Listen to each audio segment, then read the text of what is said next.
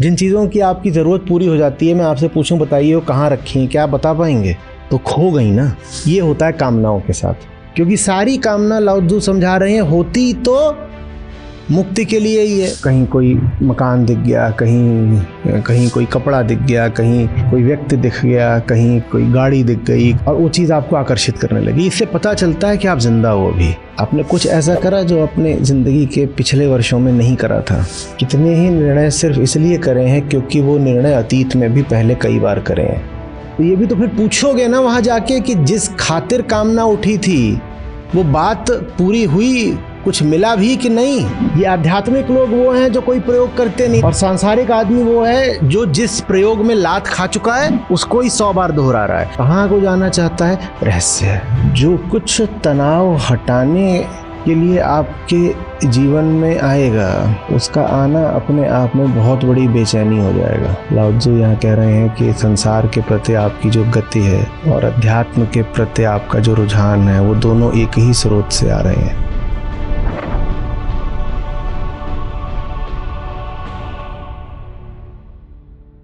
लाओ त्ज़ु जिनका जो पहला सूत्र है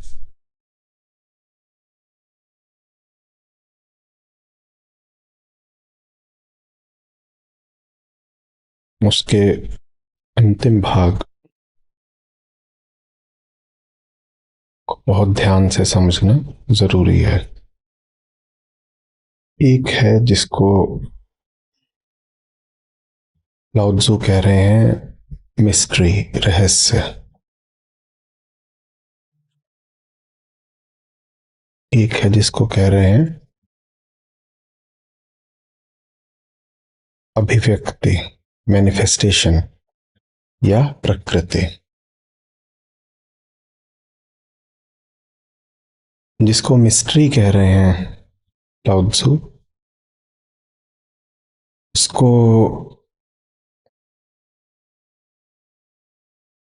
या तो रहस्य कहने के नाते हम घोषित कर सकते हैं आत्मा, या अगर अहम की ओर से देखें तो अज्ञात के प्रति अहम का अकारण रहस्यमयी आकर्षण। अज्ञात के प्रति, अगर अज्ञात के प्रति नहीं होता, ज्ञात के प्रति होता है। ज्ञात का तो दूसरा नाम प्रकृति है। प्रकृति कितनी भी उपलब्ध हो जाए,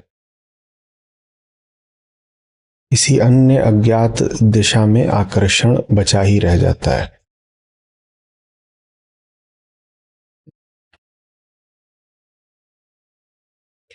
लाओ त्ज़ु कह रहे हैं ये दोनों जो हैं, the mystery and the manifestation, ये एक ही स्रोत से आते हैं और इस नाते ये दोनों एक ही हैं। तो कौन सा स्रोत है उसको हम समझेंगे, उस स्रोत को हम समझ गए तो हमारी जो पूरी जीवन ऊर्जा है, हमारी चेतना का जो मूल ईंधन है, हम उसको समझ जाएंगे। जो हमारा प्राण ही है उसको जानने में सहायता मिलेगी। मैनिफेस्टेशन हम समझते ही हैं, अभिव्यक्ति, प्रकृति, ये सब कुछ जो सामने हमें दिख रहा है, स्थूल जगत।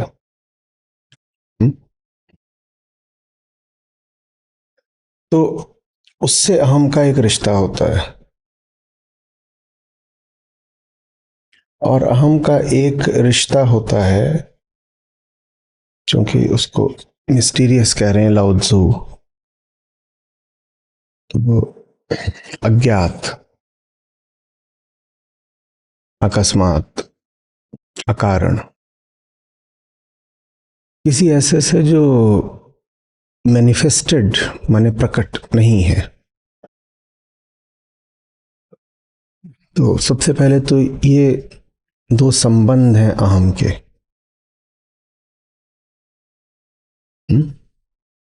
जिसको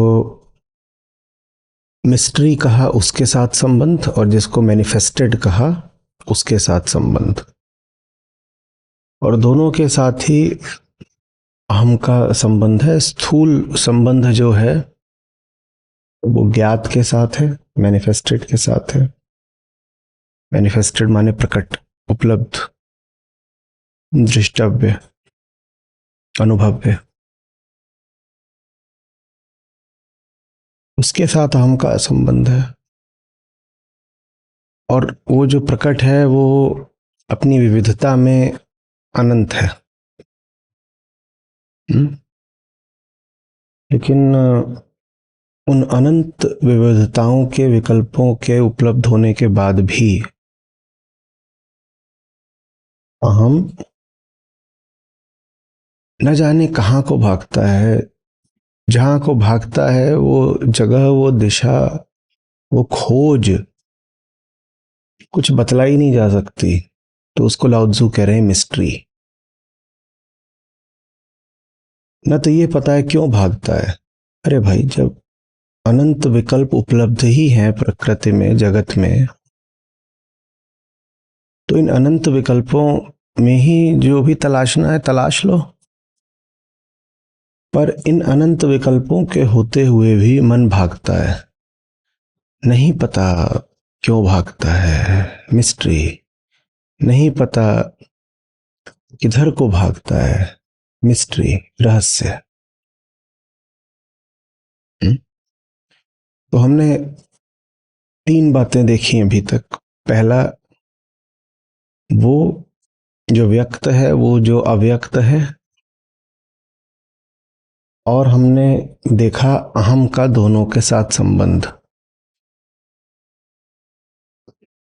और लाओ त्ज़ु कह रहे हैं अहम का दोनों के साथ संबंध एक सा ही है, एक ही स्रोत है। जिसको वो कह रहे हैं the mysterious and the manifested come from the same source. उसको अपने लिए हमें पढ़ना है। Our relationship with the mysterious and our relationship with the manifested come from the same source. क्योंकि ये जो भी है मिस्ट्री, वो किसके लिए? हमारे लिए है। ये जो मैनिफेस्टेड है वो भी किसके लिए? वो हमारे लिए है। तो बात तो हमारे ही कोण से हो रही है। प्रकृति के साथ भी हम जब संबंध बनाते हैं, उसमें एक उद्देश्य होता है। उद्देश्य यही होता है कि हम एकदम तृप्त हो जाएं, भरपूर हो जाएं, मिट ही जाएं। और प्रकृति के साथ जो हमारे संबंध हैं उनमें उस मिटने पर हमें कम से कम एक छोटा सा या सतही या क्षणांश में एक झलक जैसा अनुभव तो कभी कभार हो ही जाता है।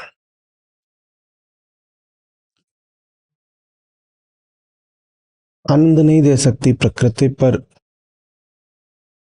कुछ समय को गहरी खुशी तो दे ही सकती है। और वो जो गहरी प्रसन्नता होती है, उस क्षण में आपने पाया होगा कि आप नहीं रहते।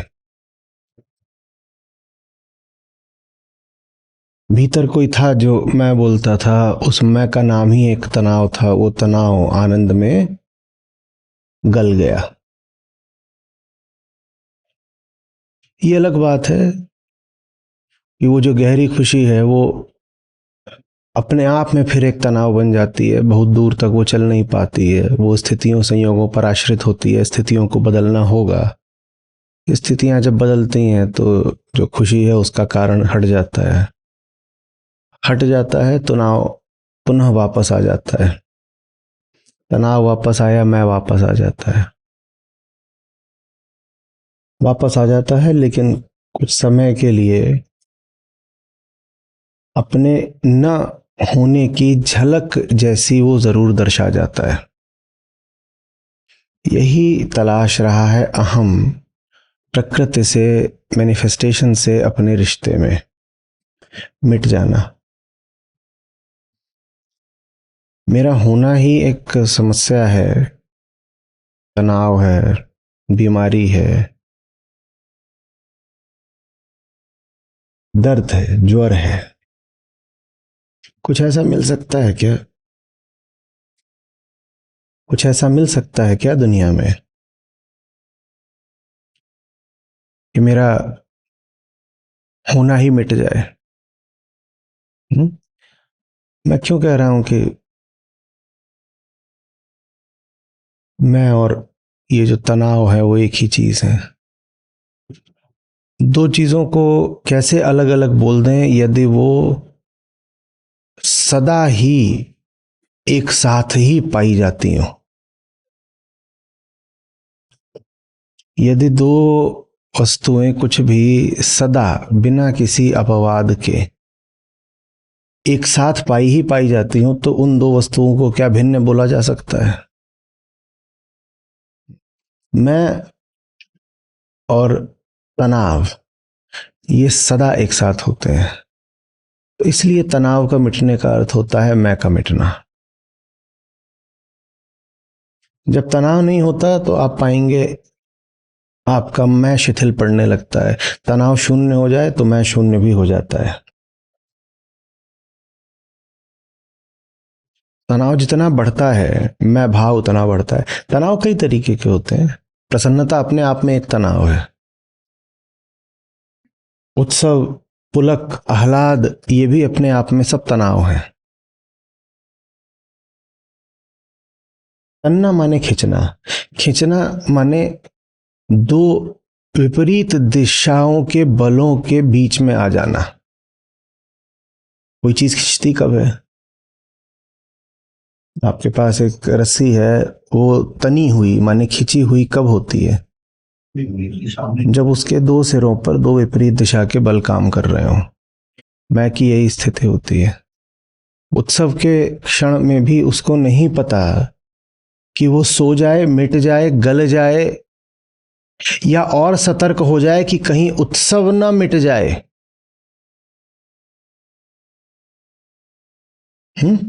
आपके घर में पार्टी चल रही है, एक तरफ तो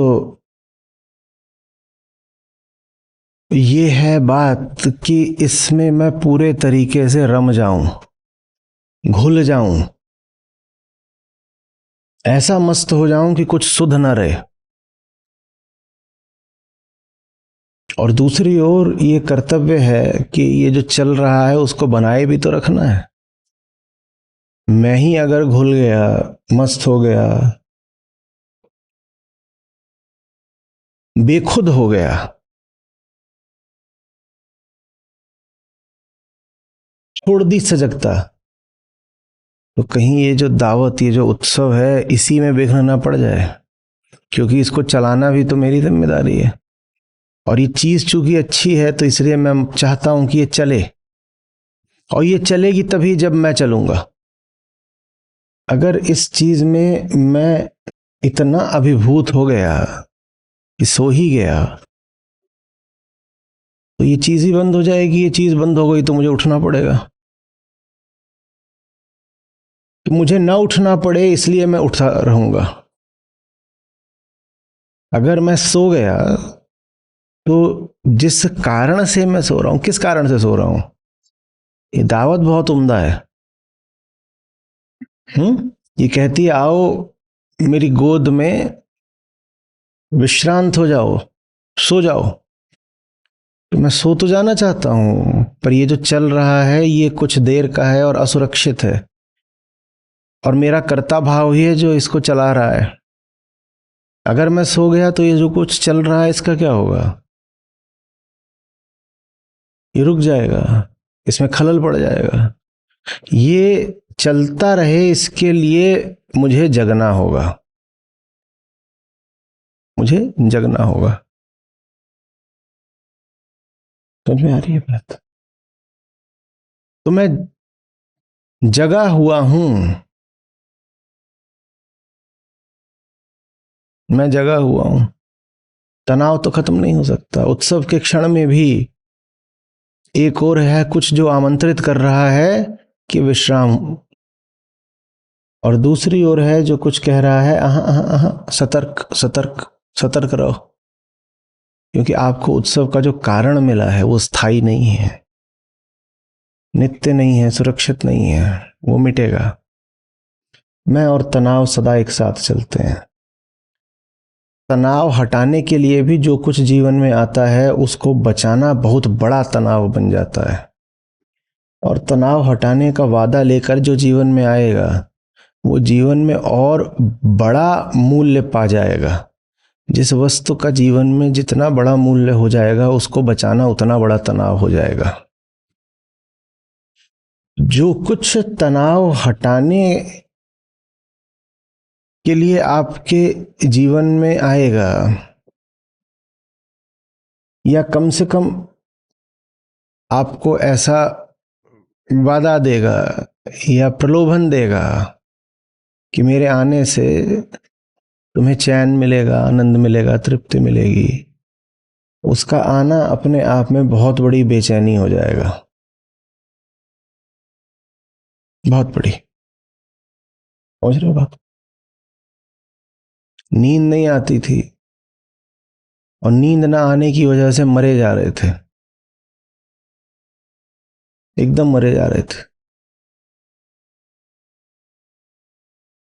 किसी ने कुछ गोलियां दे दी कि ये गोलियां ले लो, ये नींद की हैं, नींद आ जाएगी। गोली आजमा के देखी, उससे नींद आती है। मन बिल्कुल गदगद हो गया, कुछ मिल गया है जिससे अब नींद आने लग गई है। अब सो इसलिए नहीं सकते कि सो गए तो गोलियां चोरी ना हो जाए, क्योंकि गोलियों का मूल्य पता चल गया है, बहुत ज्यादा है। गोलियां सुला देती हैं और सोने के लिए हम मरे जा रहे थे। अब भय यह है कि अगर सो गए और हमारे पीछे से गोलियां गायब हो गई तो क्या होगा, क्योंकि गोलियां तो बड़े काम की चीज मिल गई हैं। इन्हीं गोलियों ने तो प्राण रक्षा करी हमारी। हम सो गए तो हमारे प्राण छिन जाएंगे। तो पहले नहीं सो पाते थे क्योंकि गोलियां नहीं थी, अब नहीं सो पाते क्योंकि गोलियां हैं।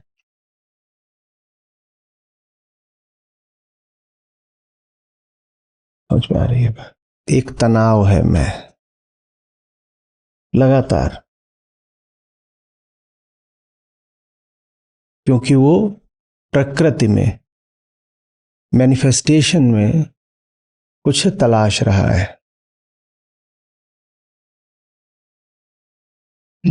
और वहां आप जिसमें भी चैन इत्यादि तलाश रहे हो वो वस्तु अस्थाई है। जो तलाश रहा है वो स्वयं भी अस्थाई है। जो तलाश रहा है उसकी तलाश के पैमाने बदलेंगे, उसके चैन के निर्धारक बदलेंगे।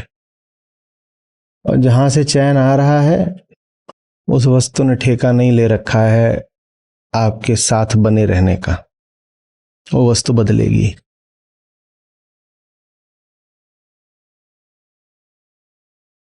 तो अहम प्रकृति में चैन तलाशता है और चैन पाता नहीं है। और जब चैन पाता है तो पाता है कि चैन का पाना ही बहुत बड़ी बेचैनी बन गई है।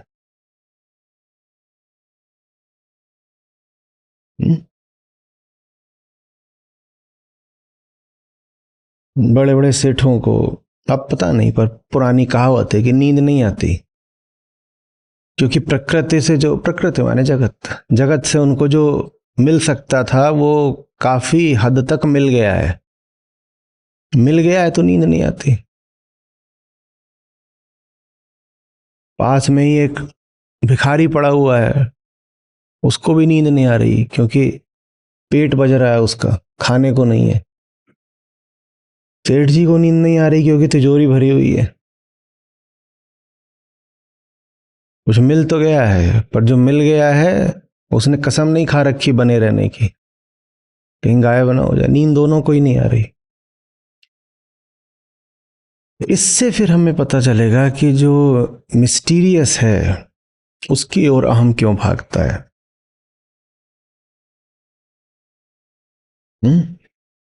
क्योंकि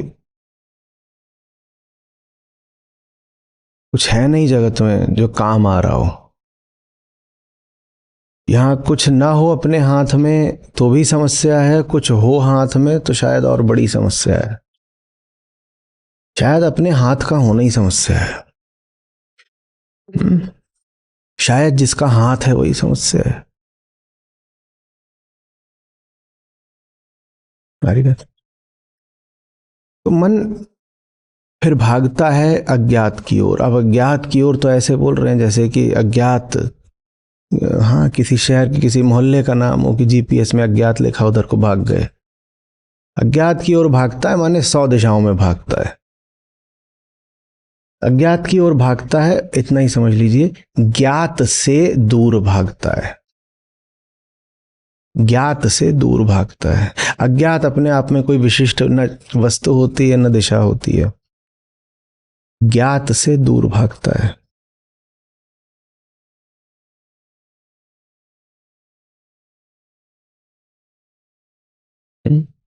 कहाँ को भागना चाहता है ये वो नहीं जानता। कहाँ जाना है इसका उसे कुछ नहीं पता। पर उसे ये पता है कि जहां आ गए हैं यहां नहीं आना था। जो बन गए हैं वो नहीं होना था। जो उठा लिया है वो नहीं पाना था। जो जेब में भर लिया है वो नहीं चाहिए था। जहां जीवन बंध गया है वहां हमें होना ही नहीं था। इतना उसको दिखाई देता है, इतना जब उसको दिखाई देता है तो छिटक छिटक के वो हर तरफ को भागता है। हर तरफ को। जैसे कभी देखिएगा कि आप कोई जानवर हो एक बड़े से बंद कमरे में और आपसे डर गया हो, देखिएगा वो कैसे हर दिशा में भागता है। हालांकि दिशाएं सारी पुरानी हैं, 4 ही तो कुल दीवारें हैं। वो हर दीवार से टकरा टकरा के वापस आ चुका है पहले ही, पर पुनः पुनः उन्हीं की ओर भागेगा। कहां को जाना चाहता है? रहस्य है। रहस्य क्यों है? इसलिए नहीं कि जो है वो छुपा हुआ, इसलिए कि आपको पता नहीं है। आपको क्या नहीं पता है? कहाँ जाना है ये नहीं पता। नहीं, आपको ये नहीं पता है कि क्या पकड़ लिया है, किसने पकड़ लिया है। क्या पाना है ये कोई रहस्य की बात नहीं है, क्योंकि पाने के लिए तो कुछ है ही नहीं। रहस्य इसमें है कि जो पकड़ा वो क्यों पकड़ा, जिसने पकड़ा वो आ कहां से गया, ये रहस्य है।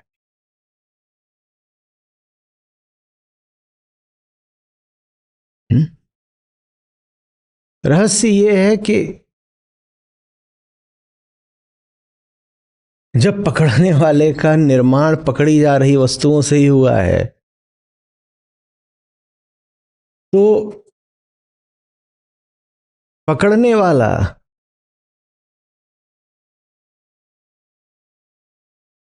एक जड़ वस्तु की जगह चेतन प्राण कैसे हो गया। यदि अहम का निर्माण जगत से ही हुआ है तो हमने अपने आप को एक सचेत मैं कहना कैसे शुरू कर दिया, ये जाना नहीं जा सकता। ये तो बस है। इसका कोई उत्तर नहीं है। या कहिए कि इसका उत्तर यही है कि प्रश्न पूछने वाला अपने ऊपर ही मुस्कुराकर सो जाए। ज्यादा सवाल जवाब नहीं, सवाल जवाब के माध्यम से तुम बस बचने की चेष्टा कर रहे हो। समझ में आ रही है बात? बहुत ही दूर तक बात जाती है। दूर तक इसलिए जाती है क्योंकि लोग पूछते हैं कि अध्यात्म में प्रवेश कैसे करें। लोग सोचते हैं कि संसार और अध्यात्म दो अलग अलग दिशाएं हैं। नहीं, लाओ त्सु यहाँ कह रहे हैं कि संसार के प्रति आपकी जो गति है और अध्यात्म के प्रति आपका जो रुझान है, वो दोनों एक ही स्रोत से आ रहे हैं। They come from the same source, कह रहे हैं लाओ त्सु। वो स्रोत क्या है? आपकी व्यग्रता की किसी तरीके से अपूर्णता मिटे। वो आदमी जो दिन भर सांसारिक खटपट में लगा रहता है, मूल कामना उसकी भी बिल्कुल वही है जो किसी गंभीर सत्यनिष्ठ साधक की है। जो संसार को चुन रहा है वो भी एक तरह से साधक ही है, चुना उसने भी सत्य को ही है, बस उस बेचारे ने संसार को ही सत्य मान लिया है। संसार को सत्य मानने में क्या है? अज्ञान। तो संसार को सत्य न मानो, इसके लिए कौन है? लाओ त्सु कह रहे हैं कि मन तो एक ही है और एक ही उसको वस्तु चाहिए। ऐसा नहीं कि दो मनों को दो अलग अलग वस्तुएं चाहिए होती हैं। जिसने जब भी चुना है एक ही वस्तु को चुना है। अंतर बस ये है कि किसने ज्ञान में, किसने अज्ञान में, किसने चेतना में, किसने अचेतन में, किसने होश में, किसने बेहोशी में चुना है। जो अपने लिए बड़े से बड़े बंधन तैयार कर लेता है, आपको क्या लग रहा है वो भी ये बोलकर बंधन तैयार कर रहा था कि मुझे बंधन प्रिय है? नहीं, उसको बंधनों में यही लग रहा था कि भारी मुक्ति मिल जाएगी। वो तो कभी बाद में हो सकता है कि समझ में आए कि मामला गड़बड़ हो गया था, गलत चीज चुन ली थी, वो भी बाद में आए समझ में, आवश्यक नहीं है। लाओ त्सु कह रहे हैं ये सब कुछ एक ही स्रोत से आ रहा है। उस स्रोत का क्या नाम हुआ? अहम। अहम ही है जो आपको संसार की दिशा फेंकता है, अहम ही है जो आपको मुक्ति के लिए प्रेरित करता है। और जब संसार की दिशा भी फेंकता है तो यही कह करके कि वहां मुक्ति मिलेगी। किसी को बता दो कि बंधन है फलानी जगह, फिर उसको उस जगह भेज कर दिखाओ। किसी को बता दो कि दुख है फलानी जगह, फिर उसको वहां भेज कर दिखाओ, नहीं जाएगा कोई। बंधनों की ओर भी अहम बढ़ता है ये जान करके कि वहां मुक्ति है। सब अपूर्ण वस्तुओं को अहम गले लगाता है इसी आशा में कि उससे पूर्णता मिल जाएगी। अपनी ही छाया को अहम बार बार चूमता है ये सोच करके कि ये तो कोई देव मूर्ति है। नहीं तो कौन पागल जगत जो अपना ही प्रक्षेपण है उसके प्रेम में पड़ जाएगा। क्या है? अभिव्यक्ति में ही रहस्य है।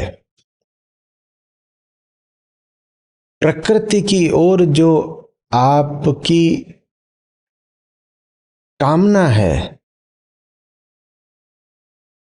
वही कामना जो मिस्टीरियस है, रहस्यमयी है, उसकी ओर की कामना के समतुल्य है। आध्यात्मिक आदमी माने सांसारिक आदमी से अलग नहीं होता है। ये सोचना कि सांसारिक आदमी को चीजें चाहिए, माल चाहिए, भौतिक पदार्थ चाहिए और आध्यात्मिक आदमी को मोक्ष चाहिए, गलत बात है। लाओ त्सु जो कह रहे हैं वो बात बड़ी अनूठी। वो कह रहे हैं घोर सांसारिक आदमी भी है आध्यात्मिक ही। वो ये कह रहे हैं कि आध्यात्मिक होने के अलावा अहम के पास कोई विकल्प नहीं होता। कह रहे हैं दुनिया का हर आदमी आध्यात्मिक है। दुनिया का हर आदमी आध्यात्मिक है। किस अर्थ में आध्यात्मिक है? कि उसको मुक्ति चाहिए। हाँ, अध्यात्म का तो अर्थ होता है स्वयं को जानना, आत्मज्ञान। तो इस अर्थ में फिर हर आदमी आध्यात्मिक नहीं है, क्योंकि मुक्ति भले ही सबको चाहिए पर आत्मज्ञान सबको नहीं है। तो इसको और शुद्ध करके हम ऐसे कह सकते हैं कि दुनिया का हर आदमी प्रेमी है, सबको मुक्ति से ही प्रेम है। अब ये बात बिल्कुल ठीक है, इसमें कोई अपवाद नहीं खोजा जा सकता।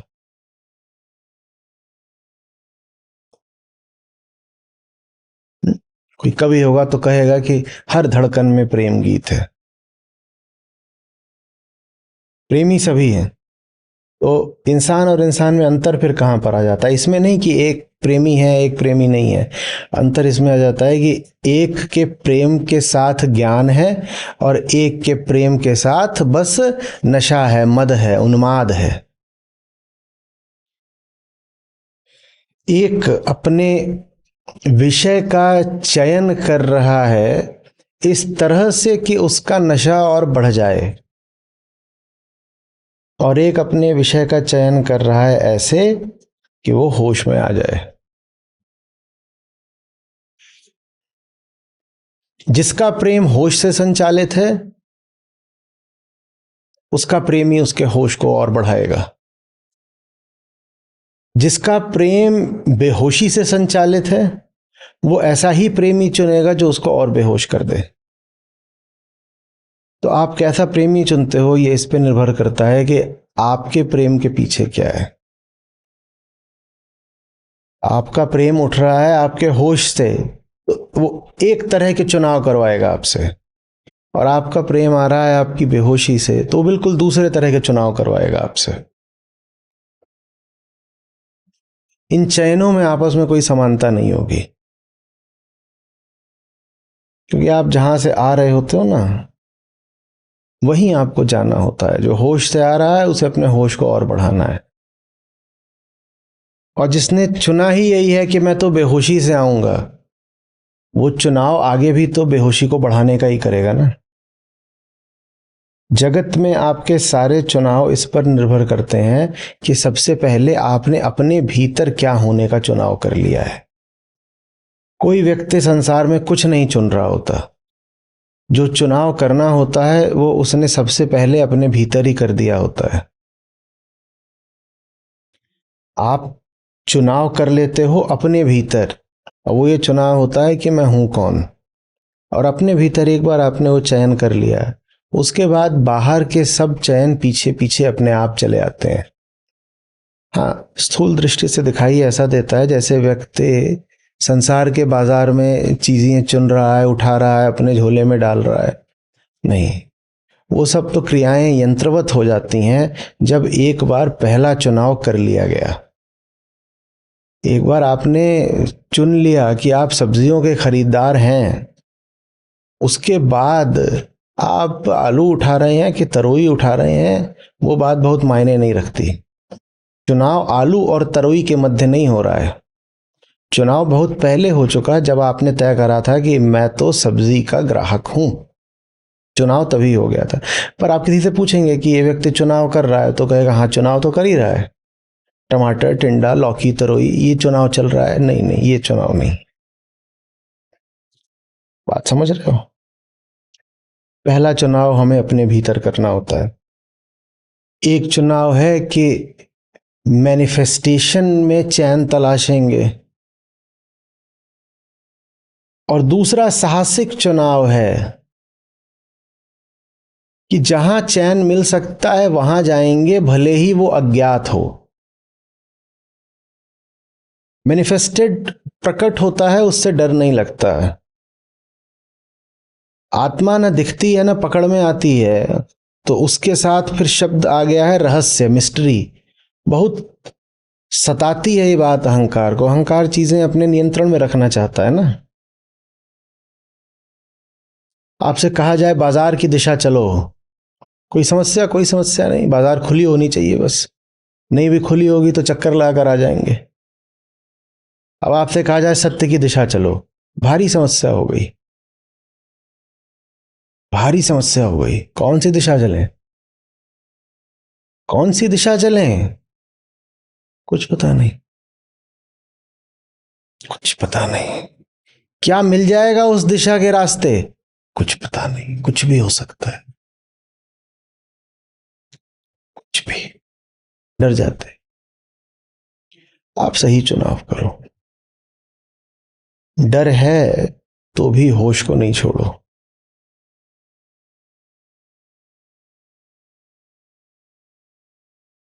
सुरक्षा की मांग सत्य के प्रेम से बड़ी किसी हाल में ना हो जाए।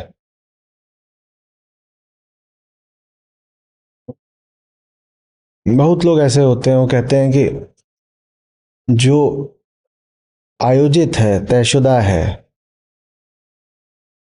ज्ञात है, उसको चुन लेंगे भले ही वहां कोई मूल्य नहीं है।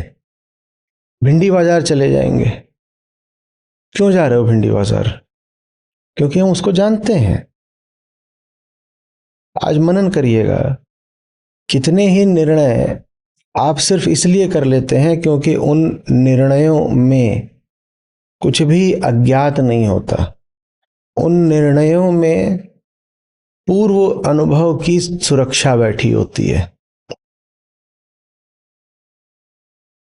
कहीं घूमने जाना है, फलानी जगह घूमने जा रहे हैं, क्यों जा रहे हैं? क्योंकि वहां 4 बार पहले जा चुके हैं। 4 बार पहले वहां जा चुके हैं, इसलिए जा रहे हैं। नई जगह क्यों नहीं जा रहे? पता नहीं वहां क्या होगा, तो कौन जाए। तो अगर पुरानी जगह ही जाना है तो कहीं जा क्यों रहे हो? सबसे पुरानी जगह पर तो तुम बैठे हुए हो अपने घर पर। नहीं, पर अब कहीं जाएं नई जगह, पता नहीं वहां पर क्या है कैसा नहीं। तो अब तो देख लो भाई, गूगल वगैरह कर लो, जहां जाओगे वहां पे क्या है क्या नहीं है। बोले हाँ वो ठीक है, पर अनुभव तो नहीं हुआ है ना अभी तक वहां का। क्या अनुभव चाहिए? सड़क गूगल बता देगा, दूरी बता देगा, क्या वहां जा सकते हो, देख सकते हो, कहाँ घूम सकते हो, कहाँ ठहर सकते हो, सब बता देगा। हाँ बात तो आपकी ठीक है, लेकिन फिर भी वो क्या है कि अब हम लोगों का सबका ऐसा बन गया है कि हमें तो छुट्टियां जब भी बितानी होती हैं हम मसूरी जाते हैं। अपने जीवन को देखिएगा, कितने ही निर्णय सिर्फ इसलिए करे हैं क्योंकि वो निर्णय अतीत में भी पहले कई बार करे हैं, और वो मूल्यहीन निर्णय है। पता है कि उस निर्णय में कुछ रखा नहीं है, पर वहीं जाना है, वही करना है, और फिर जीवन होता है निष्प्राण। जिसकी आदत है वो करे जा रहे हो, जिसकी आदत है वो आपको कुछ नया नहीं दे सकता, वो जड़ हो चुका है। जड़ माने जिसमें अपनी कोई गति नहीं होती। जड़ माने जिसकी अपनी कोई चेतना, अपनी कोई सत्ता, अपनी कोई मुक्त इच्छा नहीं होती, जिसकी, उसको जड़ बोलते हैं। पत्थर की अपनी क्या मुक्त इच्छा है? लात मार दोगे आगे को लुढ़क जाएगा। कभी देखा है कि पत्थर खुद ब खुद कहे कि यार यहाँ बैठा हूं, यहाँ कुछ मजा नहीं आ रहा, कहीं और चलते हैं?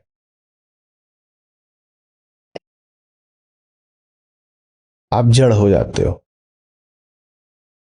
समझ में आ रही बात? प्रकृति में सत्य तलाशना माने घूमी हुई जगह पर ही 40वीं बार पर्यटन करने जाना।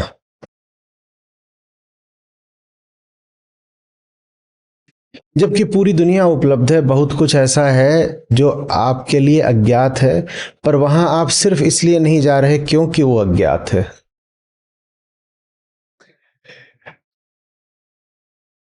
क्या हुआ मिश्रा जी, किसी नई जगह क्यों नहीं जा रहे घूमने? क्योंकि वो नई है। तर्क की दाद दीजिए। किसी नई जगह क्यों नहीं घूमने जाते? क्योंकि वो नई है। तो अपने बिस्तर के ही चक्कर लगा लो। सबसे ज्यादा समय तो उसी पे बिताते हो, 12-14 घंटे दिन के। एकदम ज्ञात जगह है वो। खाए को कहीं और जाकर के पैसा लगा रहे हो।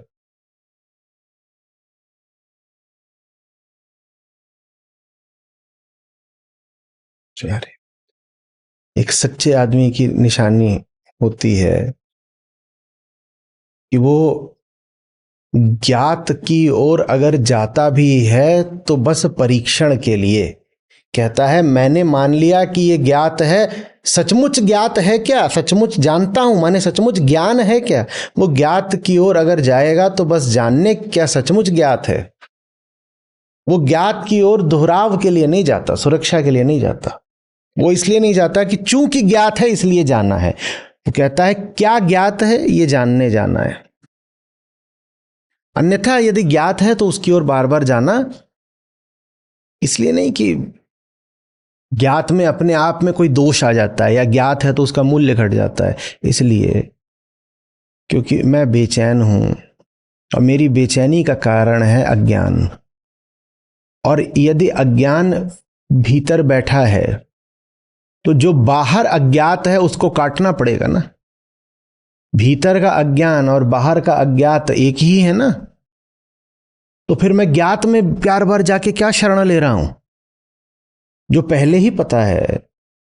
ये वैसी ही बात हुई कि कल आपकी परीक्षा है और आपकी किताब में 10 अध्याय हैं, पहला आपने पढ़ा है, आगे के 9 कुछ नहीं पता, और आप क्या कर रहे हैं, वो पहले ही 8 बार और पढ़ रहे हैं।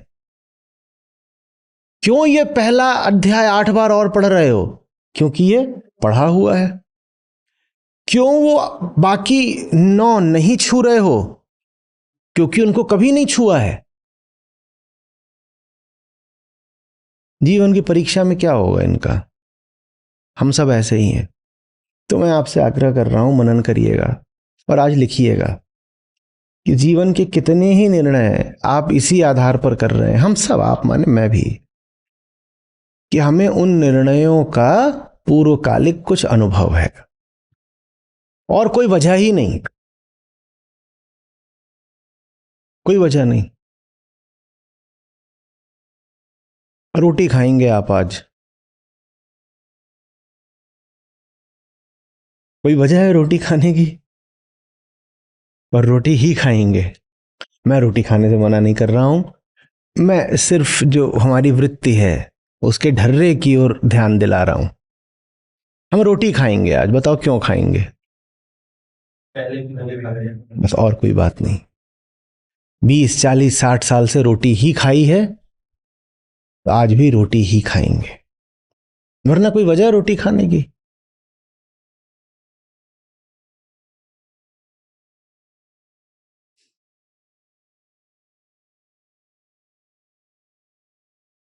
और बहुत स्वादिष्ट, पोषक, रोचक किस्म के व्यंजन हो सकते हैं, उसको आप आज नहीं खाएंगे। क्यों नहीं खाएंगे?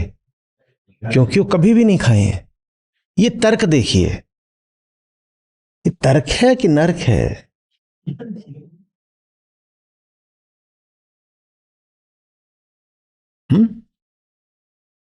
रोटी में तो ये बात फिर भी चल जाती है, रोटी ये खा लो चलो, पर जब मन की बेचैनी की बात हो तब भी उन्हीं पुराने अनुभवों को दोहराना जिनसे चैन मिला नहीं था कभी, अब उसका क्या करें?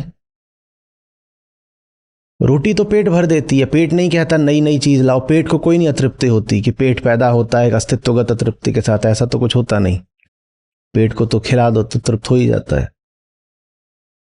मन तो ऐसा नहीं है, मन को तो आप सांसारिक विषयों की खुराक देते रहते हो, तृप्त तो होता नहीं। पेट को रोटी दे दो कोई बात नहीं, मन को भी वही पुरानी रोटियां दे रहे हो, अब इसकी क्या माफी है? अपने आप से पूछिएगा, ये जो पूरा साल है, अब ये अंत की ओर अपने बढ़ रहा है, आखिरी 3 माह में हम प्रवेश कर चुके हैं। आपने कुछ ऐसा करा जो अपने जिंदगी के पिछले वर्षों में नहीं करा था? और जिंदगी के पिछले वर्ष जब उहापोह में और बेचैनी में बीते हैं तो इस साल भी पुराने ही वर्षों को दोहराने का औचित्य क्या रहा? प्रश्न है, प्रश्न है, आक्षेप नहीं है, पूछ रहा हूं। लोग कहते हैं हम तो बहुत सीधे आदमी हैं, हम में कुछ अहंकार वगैरह नहीं है। आप कैसे सीधे आदमी हो, कैसे आप में अहंकार नहीं है? अगर आप अपनी सिधाई के वही सब प्रतिमान लेकर चल रहे हो जो पिछले 5 साल से हैं या 10 या 15 साल से हैं। 15 साल पहले भी आपकी सिधाई वैसे ही दिखती थी जैसी आज दिख रही है। ये तो अहंकार है, क्योंकि दोहराव तो अहंकार में पाया जाता है। सरलता तो नित नई नूतन होती है।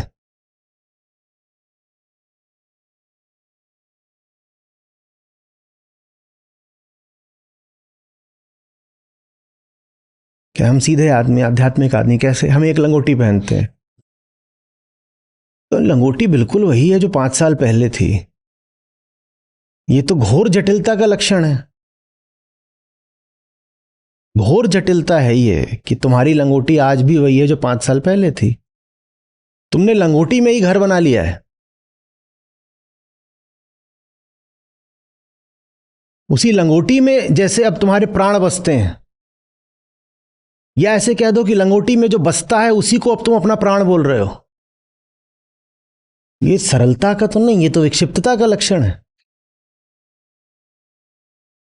कहां बसा दिए अपने प्राण?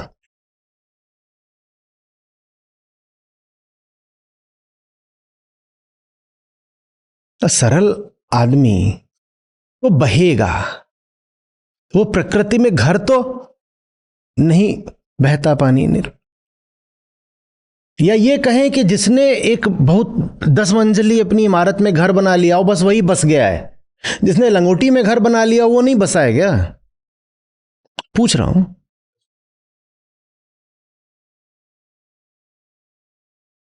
नदी बह रही है और गहरी नदी है, एकदम गहराइयों में कुछ मछलियां होती हैं, एकदम गहराई में ही मिलती हैं।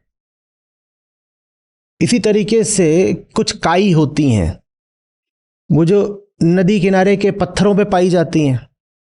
उन पत्थरों को पानी स्पर्श करके बह रहा है, वहां पाएंगे कि काई आ गई, सुंदर सी भी दिखती है। हम क्या कहेंगे कि मछली तो बसी है इस नदी में, काई नहीं बसी है। बसे तो दोनों ही हैं, बसे तो दोनों ही हुए हैं। एक गहराई में बसा है, एक सतह पर बसा है, लेकिन बसे तो दोनों ही हैं, नदी में ही बसे हुए हैं। दोनों ही प्रकृति में बसे हुए हैं। जो लंगोटी में बसा है वो भी, और जो रंग महल में बसा है वो भी। कुछ नया है जीवन में? जीवन इसलिए नहीं माफ कर देगा कि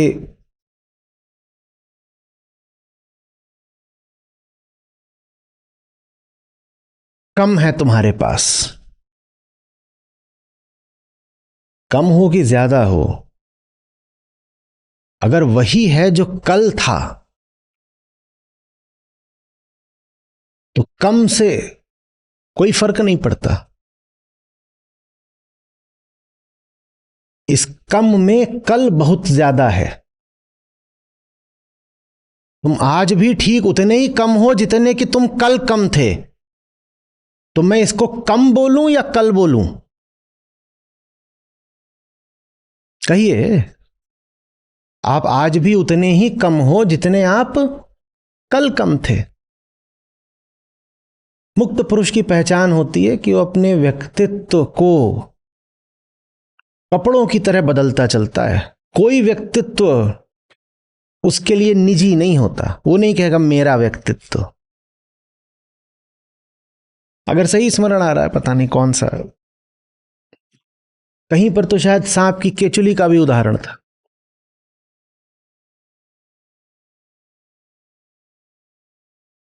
प्रश्न ये नहीं है कि ज्यादा है या कम है, प्रश्न ये है कि क्या कल का ही है। ये बहुत बहुत महत्वपूर्ण है प्रश्न, क्योंकि अगर कल का ही है तो सिर्फ बीता कल नहीं मारा गया, आने वाला कल भी मारा गया, माने पूरा जीवन मारा गया। माने जो मैनिफेस्टेड है लाओत्जू के शब्दों में, आप उसी में घूमते रह जाओगे। और उसकी सजा क्या मिलेगी वो लाओत्जू भी आगे बताएंगे।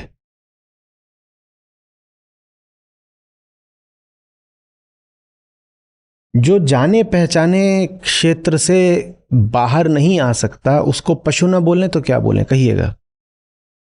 क्या ये पशुता का लक्षण नहीं कि आप जिस क्षेत्र को जानते हो आप उसी में रहना चाहते हो? हम कहते हैं कि जानवर जंगल में रहते हैं। कोई जानवर समूचे जंगल में नहीं रहता। बहुत बड़ा जंगल भी हो सकता है, लेकिन सब पशुओं ने अपने छोटे छोटे क्षेत्र पकड़ रखे होते हैं, उससे बाहर नहीं जाते।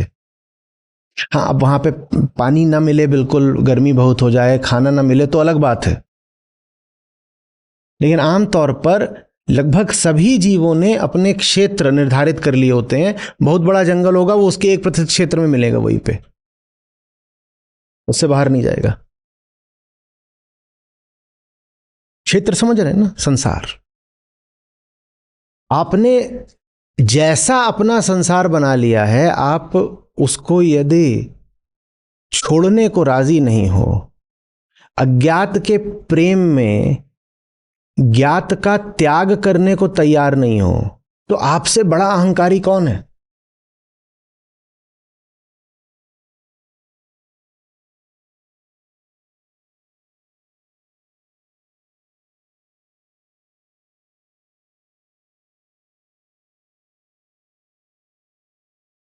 ये आज भी उतना ही कम खाते हैं जितना 5 साल पहले कम खाते थे। कुतर्क मत करिएगा, मैं नहीं कह रहा हूं कि कम खाते हो तो ज्यादा खाना शुरू कर दो, बहुत अच्छी बात है। लेकिन जरा देखिएगा कि कहीं ऐसा तो नहीं कि थाली पर जो रखा है उसका दोहराव वास्तव में मन की वृत्तियों का ही दोहराव हो। 5 बरस पहले ये आया था, तब भी 2 जोड़ी कपड़े लेके आया था, आज भी 2 ही जोड़ी कपड़े हैं इसके पास। इससे बड़ा अहंकारी कौन होगा?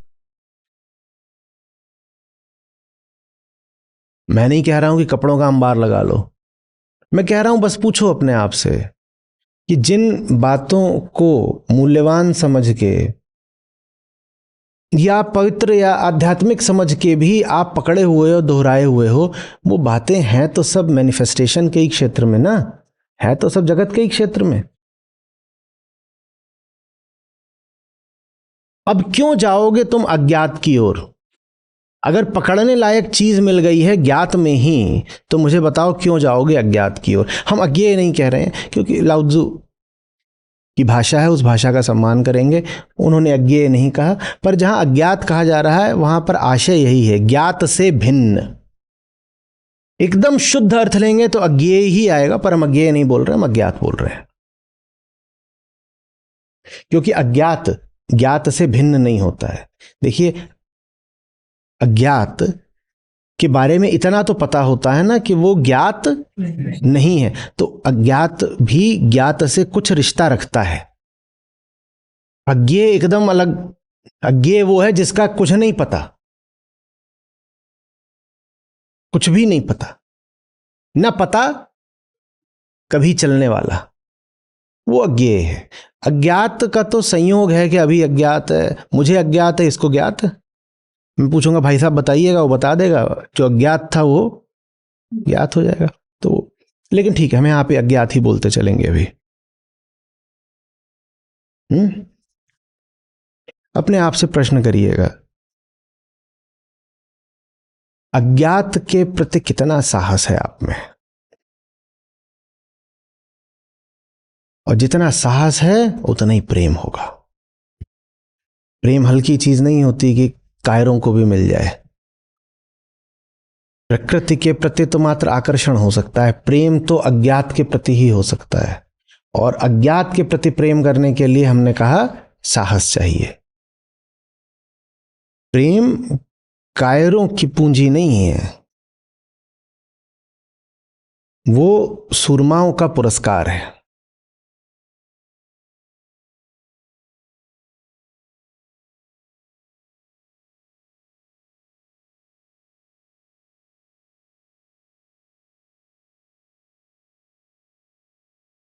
बहुत अच्छी बात है,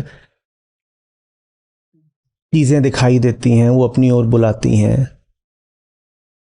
कहीं कहीं कोई कोई मकान दिख गया, कहीं कहीं कोई कपड़ा दिख गया, कहीं कोई व्यक्ति दिख गया, कहीं कोई कोई गाड़ी दिख गई, कहीं कहीं कोई सामान दिख गया, घड़ी, मोबाइल, कैमरा, और वो चीज आपको आकर्षित करने लगी। इससे पता चलता है कि आप जिंदा हो अभी। बहुत अच्छी बात है। आपकी कामना, आपका क्रोध, आपकी ईर्ष्या, आपका भय, ये सब भीतर उबल रहे हैं। इनका उबलना ही तो बता रहा है कि आप जिंदा हो अभी। नहीं तो कौन सा जीवन? लाश पड़ी होगी, उसमें थोड़ी कामना होगी कोई। ये बहुत अच्छी बात है, कामना है, तो आपकी कामना आपको ले जाए किसी दिशा में, आप जाओ वहां पे उसको, तो ये भी तो फिर पूछोगे ना वहां जाके कि जिस खातिर कामना उठी थी वो बात पूरी हुई, कुछ मिला भी कि नहीं? ये नहीं पूछोगे क्या? ये बस अपनी दहकती कामना लेके वहां चले गए, वहां लात पड़ गई तो भी खुश।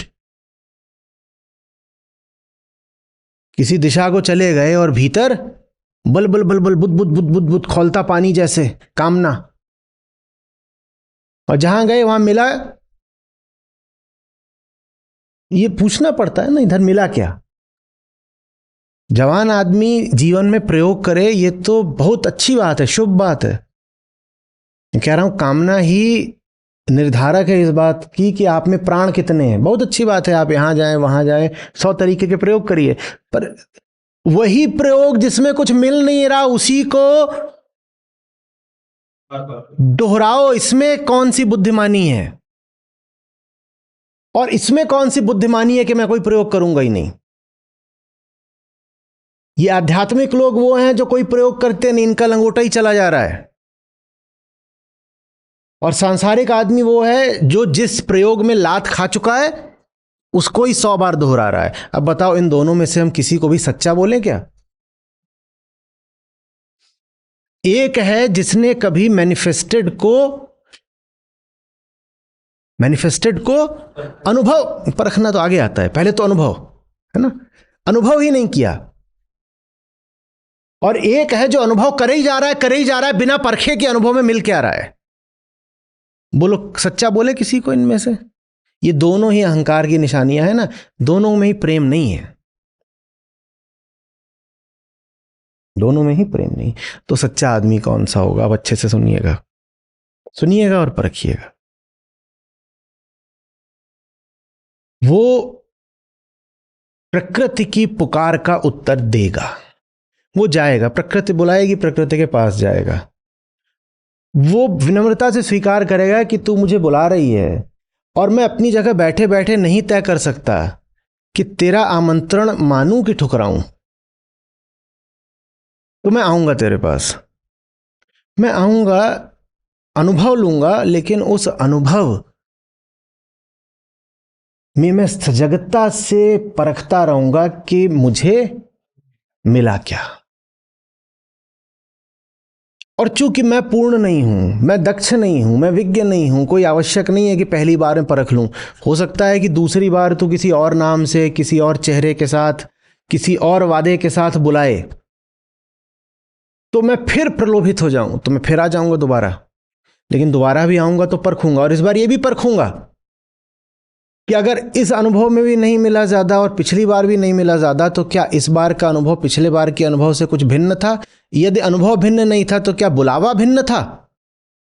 अब जब तीसरा बुलावा आएगा तो मुझे ज्यादा सजग पाएगा। मैं कहूंगा रुको तुम, क्या ये तीसरा बुलावा पहले 2 बुलावों से अलग है?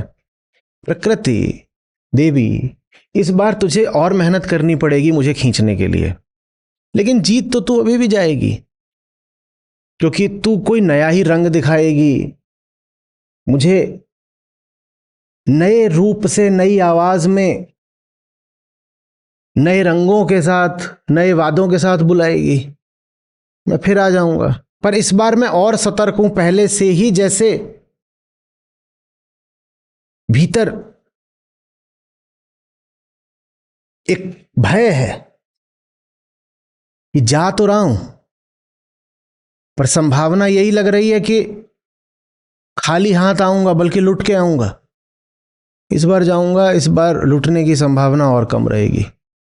ठीक अनुभव के बीच में उठ के खड़ा हो जाऊंगा, कहूंगा ना ना ना ना ना ना ना, ये जो अनुभव की प्रक्रिया चल रही है ये वस्तुतः वही है जो पिछली 2 बार 3 बार चली थी, फिर से वही दोहराया जा रहा है। तुझे बड़ी कठिनाई होगी मुझे रोक के रखने में, लेकिन न तेरा बुलाना रुकेगा, न मेरा परखना। तेरा काम है बुलाना, मेरा काम है परखना। ये सच्चे आदमी की निशानी है। कोई बोले मैंने कभी जो मैनिफेस्टेड है, जो प्रकट है, जो भौतिक है, उसको कभी परखा ही नहीं, ये आदमी सच्चा नहीं है। कच्चा क्यों नहीं है? इसके भीतर कामना की आग ही नहीं है। कामना की आग ही तो मुक्ति का ईंधन बनती है ना पागल। जिसमें कामना नहीं है वो मुक्त कैसे होगा? क्योंकि सारी कामना लाओ त्सु समझा रहे हैं होती तो मुक्ति के लिए ही है, बस वो बेहोश होती है कामना। तो मुक्ति की जगह क्या पकड़ लाती है? बंधन पकड़ लाती। जिसमें कामना ही नहीं है वो मुक्त क्या होगा? और जिसमें कामना बहुत है और होश नहीं है वो इतनी सारी मुक्ति अपने घर ले आएगा। और जब उस पर से ढक्कन उठाएगा तो बंधन ही बंधन पाएगा। सच्चा आदमी वो है जो कहेगा मुझे बुलाया जा रहा है तो जाऊंगा। क्यों नहीं जाऊंगा? क्यों नहीं जाऊंगा? पार्टी में आपको बुलाया गया, आप किसी नई जगह गए हैं, नया आपने कोई संस्थान पकड़ा है, वहां आप गए, वहां बताया गया पार्टी होती है, आओ, हर शनिवार रात को होती है। आप क्यों इनकार करोगे? आप क्यों नहीं जाओगे? आपको जाना चाहिए क्योंकि बुलाने वाले कह रहे हैं आओ, बहुत मजा आता है। उन्होंने अपने आमंत्रण में शब्द लिखे हैं जॉय, फन, ब्लिस। क्यों नहीं जाएंगे? यही तो जीवन का उद्देश्य है। हम जरूर जाएंगे, एकदम जाएंगे। और अगले शनिवार जब फिर बुलावा आएगा तो एक सवाल करेंगे, क्योंकि हम आए तो थे लेकिन हमें जॉय नहीं दिखा। तुमने हमें यही बोल के बुलाया था कि वादा तुम्हारा यह था कि पार्टी में आओ, यहां सब जॉयफुल लोग होते हैं। हमें जॉयफुल दिखा नहीं कोई। पार्टी तो जोर की थी, जॉय ढूंढ रहे थे, दिखा नहीं कहीं। तो कहेगा नहीं पिछली बार कुछ हो गया था, वो केटरर का खाना थोड़ा वो नहीं, और वो आके वो लड़ाई हो गई थी गुप्ता मिसेस गुप्ता में, तो उस कारण मजाक किरकिरा हो गया। इस बार आइए, इस बार रहेगा पूरा। हाँ ठीक है, ठीक है, हम फिर आएंगे, हम फिर आएंगे। हम कोई लंगोटधारी आध्यात्मिक थोड़े ही है कि पार्टी का नाम सुने और कहते क्या रा महापाप महापाप। ऐसे काम हम नहीं करते। हम फिर आएंगे, हम फिर आएंगे और हम फिर उसको तलाशेंगे जिसका तुमने वादा किया। किसको? हम जॉय फिर तलाशेंगे। या संभावना यही है कि नहीं पाएंगे। जब नहीं पाएंगे तो तीसरी बार हम एकदम सजग हो जाएंगे। हम कहेंगे आप फिर आ गए, 2 शनिवार आप लील चुके हमारे, इस बार क्या बहाना है? बोले नहीं ऐसा है वैसा है, ऐसा है, इस बार खास किस्म का खाना और इस बार खास किस्म के ड्रिंक्स भी हैं, आइए आइए। बोले खाना तो आपने पिछली बार भी खास ही बनाया था। बोले नहीं वो ये रह गया था, हो गया था, इस बार सब बहुत बेहतरीन है, आइए आइए। चलिए ठीक है, आप इतना आग्रह कर रहे थे। लेकिन इस बार जाने से पहले ही भीतर एक अतिरिक्त सी जैसे सजगता रहेगी कि 2 बार यहां पर कुछ मिला नहीं है, कुछ मिला नहीं है। अब इस बार जाएंगे, पार्टी तो चलनी है 3 घंटे 4 घंटे, बुलाया है 8 बजे और चलती है आधी रात तक। जाएंगे 8 बजे पहुंचे, चीजों को देखेंगे परखेंगे, 9 बजे जाएंगे और जो मेजबान हैं उनसे हाथ मिलाएंगे और क्या कहेंगे? कुछ है नहीं, ना आपके संगीत में कुछ है, ना आपके मेहमानों में, हाँ ना आपके फूड में कुछ है, ना आपके ड्रिंक्स में कुछ है। ये सब आपने जो वादे किए सब आजमा लिए। आप हम पे ये इल्ज़ाम भी नहीं लगा सकते कि हमने प्रयोग किए बिना ठुकरा दिया। हम पूर्वाग्रहग्रस्त नहीं हैं। आपने हमसे कहा कि इसमें कुछ होता है तो हमने आजमा लिया, और हम आजमा के कह रहे हैं अब अपने परीक्षण की, अपने बोध की बुनियाद पर कह रहे हैं कि इसमें कुछ है नहीं। हम सुनी सुनाई बात पे नहीं कह रहे हैं कि इन बातों में कुछ रखा नहीं है बच्चा, चल लंगोटा डाल सन्यासी हो जा। हम सुनी सुनाई बात पे नहीं कह रहे। हमने देखा, हमने जाना, हमने परखा, और होशियारी हमारी इसमें है कि हमने जल्दी परख लिया। हमने 20 साल लात खाने के बाद नहीं जाना कि यह जगह हमारे लिए अनुकूल नहीं है। हमने 2 बार 4 बार आजमाया और हम जल्दी से ही उस जगह से निराश हो गए। कितना प्यारा शब्द है, क्या हो गए? निराश हो गए। यहां कुछ है नहीं। क्यों नहीं है? क्योंकि पूर्व के महान संत लोग बता गए हैं कि यहां कुछ है नहीं। नहीं, उन्होंने तो बताया ही है, उनको नमन है। पर हमने स्वयं भी जाकर के देखा है। वो कैसे बताते अगर उन्होंने स्वयं जाके ना देखा? तो उन्होंने देखा, हमने उनकी बात सुनी, उससे हमारी सजगता बढ़ी।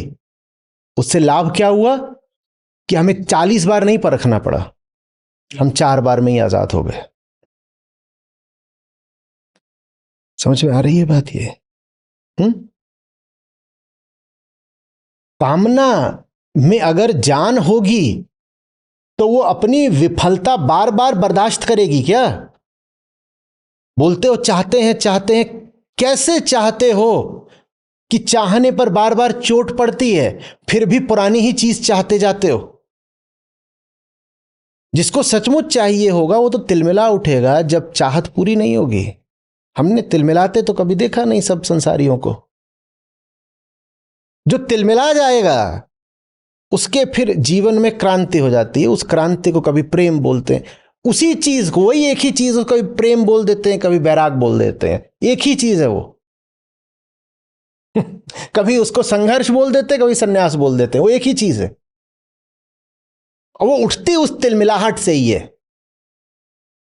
चोट पड़ी है, बुरा लगना चाहिए ना। कामना थी, विफल हुई है, द फ्रस्ट्रेशन ऑफ डिजायर, वो बहुत बड़ी बात है।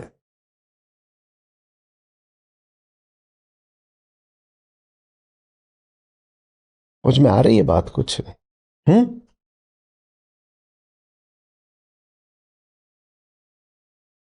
न प्रकृति का अंधा परित्याग और न उसका अंधा परिग्रहण। कौन याद आया? त्याग और ग्रहण की बात करते हैं। बहुत बढ़िया, शाबाश।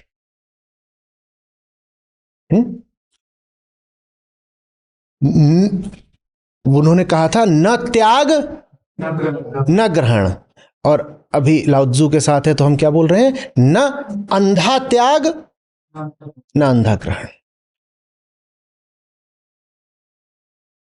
फिर यही जो अपूरित कामना होती है आपको साहस दे देती है। कोई लोग कहेंगे आपको विवश कर देती है अज्ञात की दिशा में जाने को, क्योंकि आप जान जाते हो कि जो कुछ ज्ञात है, जो कुछ ज्ञात है।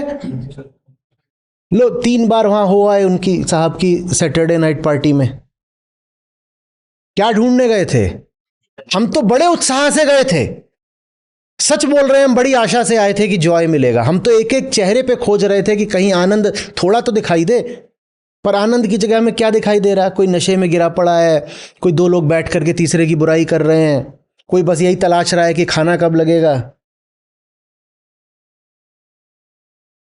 हम तो आए थे, सचमुच आए थे। प्रकृति देवी, हम तेरा न्योता ठुकराने का पूर्वाग्रह नहीं रखते। तूने बोला ये कर, इसमें तुझे मिलेगी तृप्ति। देख, हमने आजमाया, लेकिन हम ऐसे पागल तो नहीं है ना कि 100 बार आजमाए। ऐसे तो पागल नहीं है। इतना तो पशु भी जानते हैं। किसी पशु को किसी जगह भेजो, वहां 2 बार जैसे ही जाए वहां तो पट से मारो, तीसरी बार फिर भेजोगे वह पागल समझ रखा। उधर जाते हैं, तुम एक लगाते हो, हम नहीं जाएंगे उधर। तो आदमी इतना पागल काहे को बने?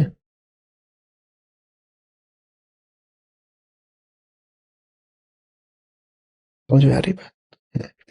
फिर ये जो विफलता होती है ये आपको मजबूर कर देती है मिस्टीरियस राहों पर चलने को। मिस्टीरियस राहों।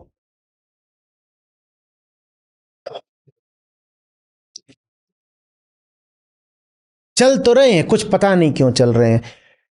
तो फिर क्यों चल रहे हो? क्योंकि जिन राहों का पता था, इतना जान गए हैं कि जो कुछ ज्ञात के क्षेत्र में आता है वहां अहम कुछ नहीं पाता है। इसलिए अब अज्ञात की अज्ञात राहों पर चल रहे हैं। मिस्टीरियस है, पर उससे तो बेहतर है ना जो नोन था पर यूजलेस था। ये अननोन है, लेकिन एक ही जगह पर 10 बार पिटने से अच्छा पिटना भी है तो किसी मिस्टीरियस जगह पे पिट लेंगे, थोड़ा बताते हुए भी शर्म कम आएगी। कोई कहेगा काहे को पिट के आए, तो बोलना द रीजन इज मिस्टीरियस। लुटे लुटे लग रहे हो, कारण बताओ, तो बोलो अननोन। इसमें थोड़ी अपनी लाज भी ढकती है। और ऐसा कैसे कहे, इस बार फिर मुंह पे जूता छपा हुआ है, क्या वजह है? बोलो वही वजह है जो 2 साल से है लगातार। 2 साल से लगातार जो वजह है, आज भी वही वजह है। ये तो कुछ अच्छा नहीं लगा ना। तो अगर अपनी दुर्गति भी होनी है तो कम से कम कुछ नए तरीके से हो। और जिन्होंने जाना है उन्होंने कहा है, नए तरीके से अगर दुर्गति होती भी है तो वो आपको भीतर से थोड़ा शुद्ध कर जाती है। समझ रहे हैं बात को?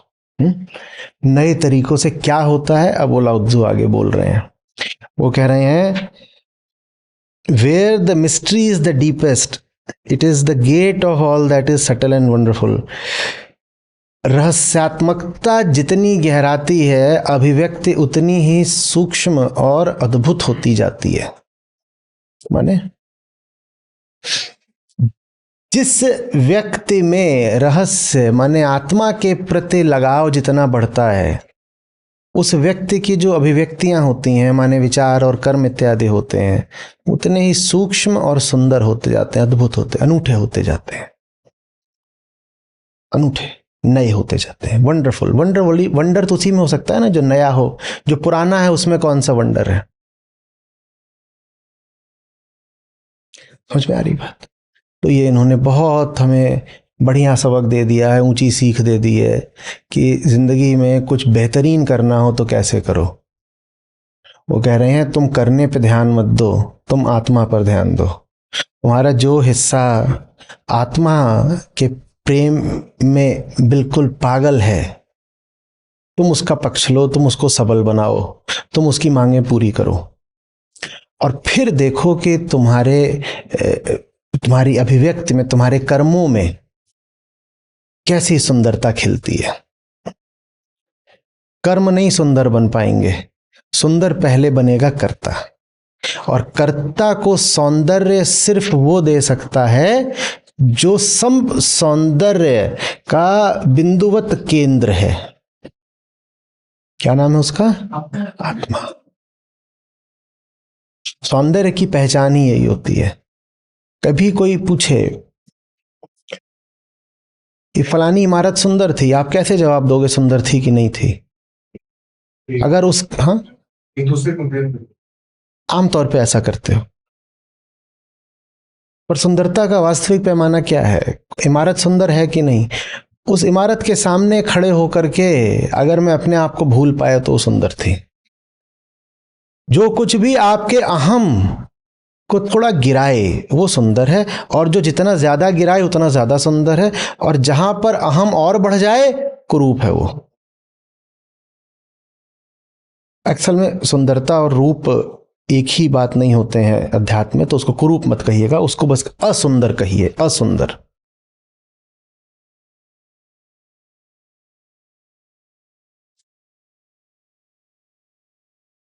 कैसे कहोगे कुछ भी सुंदर है?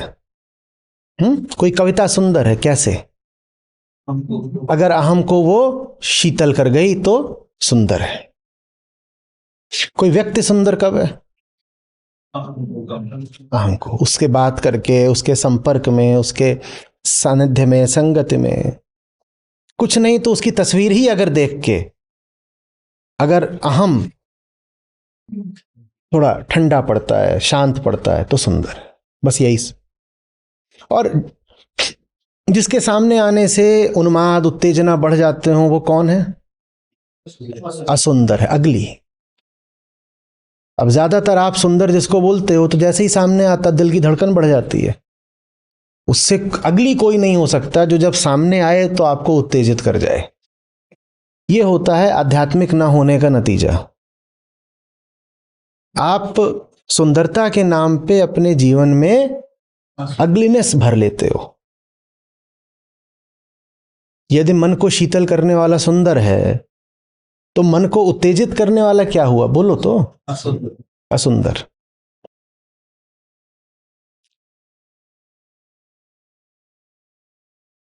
सुंदर वो है जिसके सामने आने से एक नया तनाव ना खड़ा हो जाए, जिसके सामने आने से तनाव शिथिल पड़ जाए। सुंदर वो नहीं है कि जो जब सामने आया तो मन ललचाया कि इससे कामना पूरी कर लूं।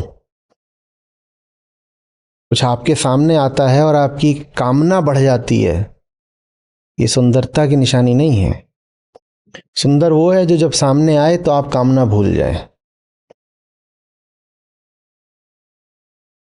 कामना ही भूल गए। जिसके ख्याल भर से आप में कामना जागृत हो जाए, उससे बदसूरत कोई हो सकता है क्या?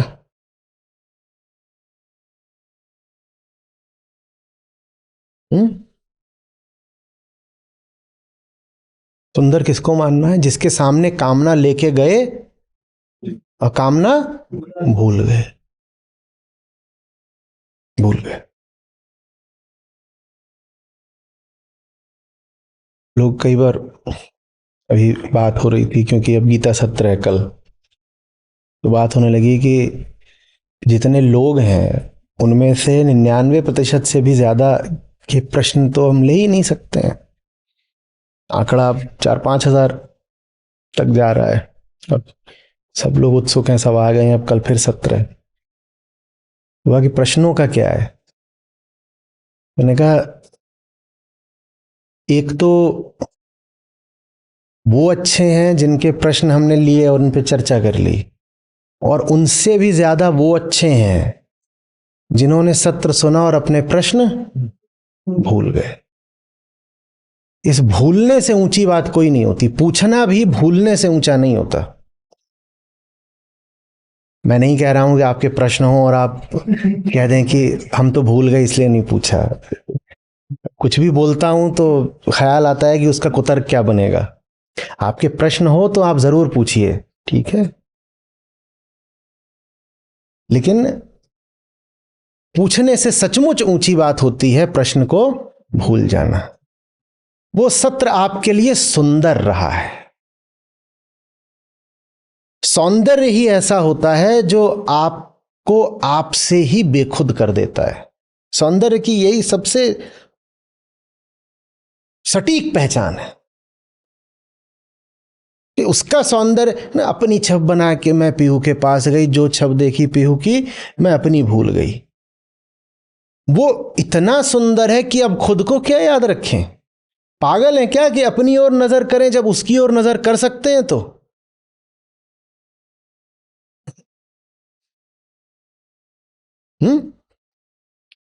हमारे क्लास में एक होता था,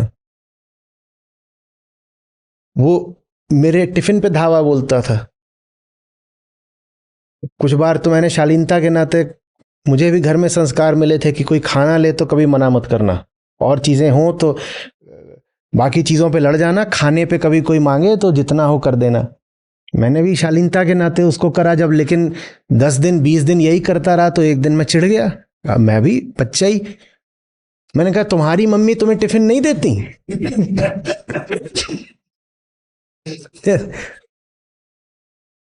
वो बोलता है जब तुम्हारा है तो अपना क्यों खोलूं? तो उस वक्त तो मुझे समझ में नहीं आया था कि ये तर्क कैसा है, लेकिन सौंदर्य का तर्क बिल्कुल यही होता है कि सामने जो है वो इतना अद्भुत है कि अब फिक्र किसको है और फुर्सत किसे कि अपना ख्याल करे। ये सौंदर्य है। समझ में आ रही है बात? और इसीलिए आत्मा को सब सौंदर्य का केंद्र और स्रोत कहा गया है। काहे को? क्योंकि अहम मरा तो जा रहा है उसी के लिए ना।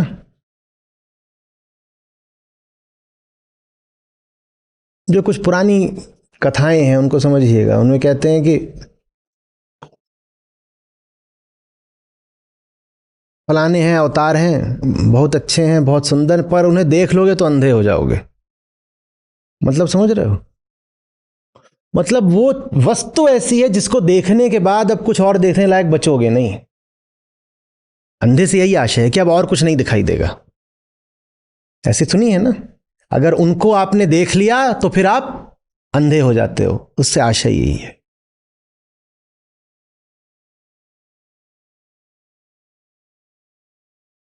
वैसे ही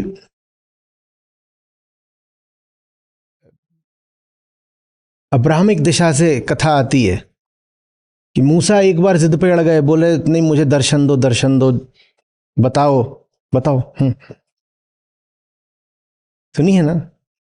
मैंने पूरा नहीं सुना था, हाँ बस इतना हाँ सुना था कि अगर दर्शन दे दिए तो शायद कुछ पर्दा गिरा दिया और पर्दे के पीछे से दर्शन दिए, क्योंकि बिना पर्दों के वो देख नहीं पाएंगे, ऐसा कुछ सुना था।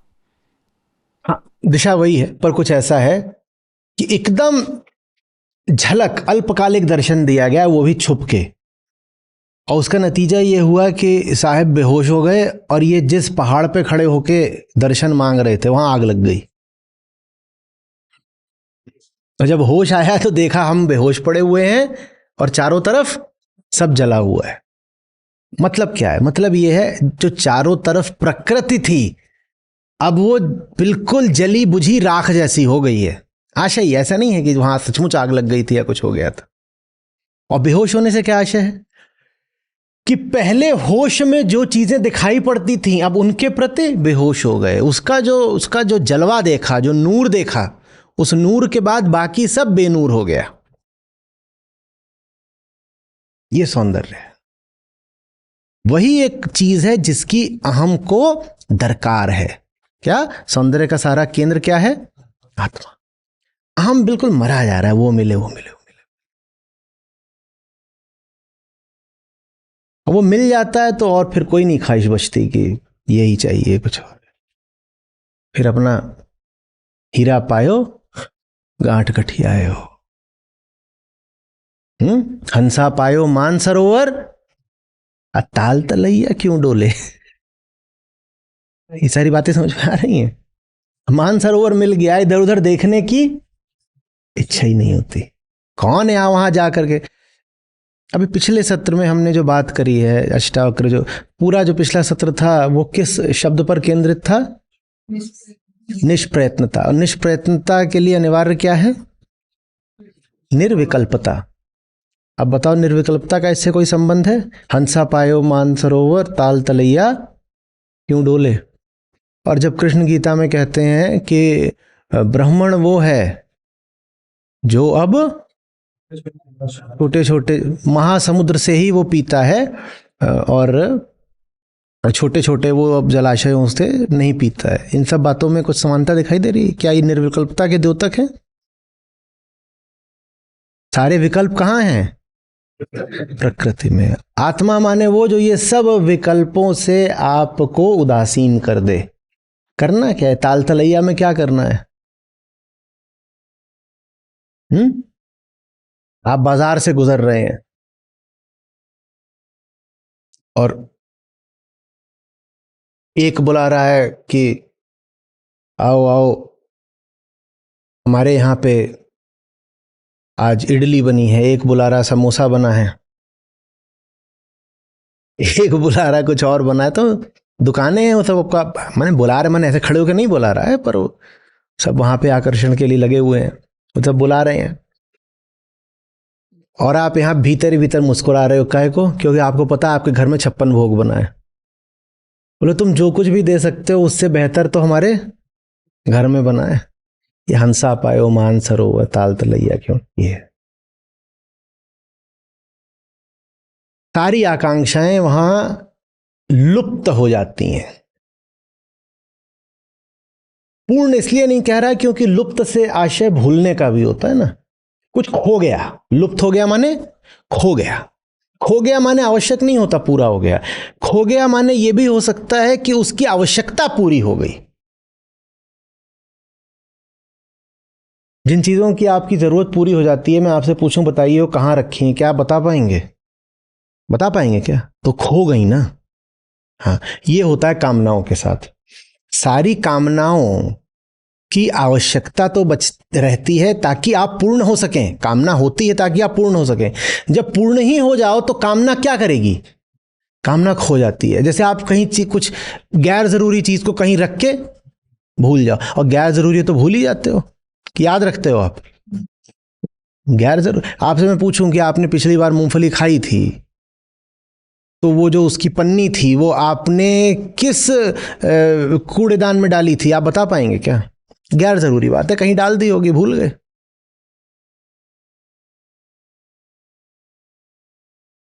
गैर जरूरी, जरूरी नहीं बचा। तो आध्यात्मिक आदमी की पहचान ये, उसके लिए बहुत सारे सवाल, और उसकी तुलना में जो सिर्फ रट्टू तोता है, जिसने इधर उधर से कुछ शास्त्र रट लिए, या कि कहीं जा करके कहा कि मैं तो यहाँ से दीक्षा वगैरह ले आया हूँ, उसकी पहचान ये कि उसके पास प्रश्नों के जवाब होते हैं। आध्यात्मिक आदमी के लिए प्रश्न कैसे हो जाते हैं? गैर जरूरी। एक व्यक्ति है जिसके सामने आप जाएंगे तो अपने सवालों के जवाब पाएंगे, और एक व्यक्ति जिसके सामने आप जाएंगे तो सवाल भूल जाएंगे। सही व्यक्ति चुनिएगा। सवाल होने चाहिए, लेकिन सबसे पहले जिनके पास सवाल ही नहीं, उनके लिए कोई उम्मीद नहीं है। पहली चीज तो जिज्ञासा है। जिज्ञासा के बाद ये दो बातें आती हैं। जिज्ञासा ही नहीं है तो कुछ नहीं हो सकता फिर आपका। लेकिन जिज्ञासा के शमन का सर्वश्रेष्ठ तरीका उत्तर नहीं होता। जिज्ञासा का समाधान तो जिज्ञासा के विगलन में है। उत्तर और विगलन एक बात नहीं होते। जिज्ञासा को संतुष्ट नहीं, तुष्ट नहीं, लुप्त होना होता है। लुप्त होना होता है।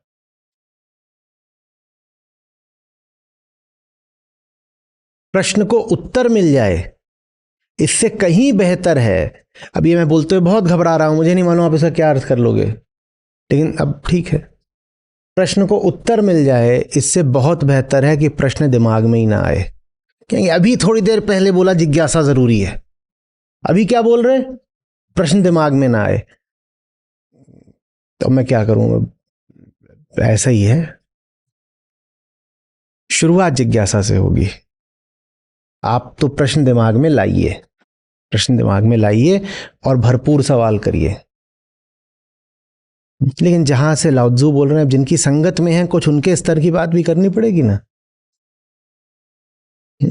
या हम सब अपने ही आपस में अपने स्तर की बात करें, उनके स्तर की? तो वो जहां से बोल रहे हैं, वो कह रहे हैं सबसे अच्छा प्रश्न ये वो है जिसको पूछने की कोई जरूरत नहीं बची। और जब जरूरत नहीं बचती किसी चीज की, तो वो चीज भूल जाती है। खो गया प्रश्न, क्या हुआ? खो गया। लेकिन फिर से आप सबसे निवेदन कर रहा हूं, खोने के लिए पहले पाना पड़ता है। आप तो अपनी जिज्ञासा पहले जगाएं। सवालों को जरा ऐसे ऐसे घिस घिस के धार दीजिए।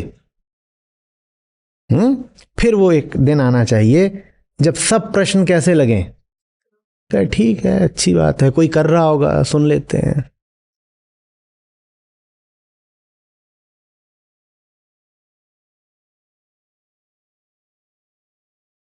इसमें और त्याग में भारी अंतर होता है, बहुत भारी अंतर होता है।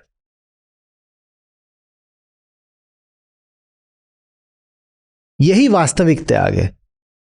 लेकिन जो साधारण त्याग है, उसमें आप भूलते नहीं, आप त्यागते हो। वास्तविक त्याग यह है जब त्यागने की जरूरत ना पड़े, चीज को भूल गए। वहां पर क्या होगा? अभी लाउत्जू आगे आएंगे, बहुत आपको आनंद आने वाला है।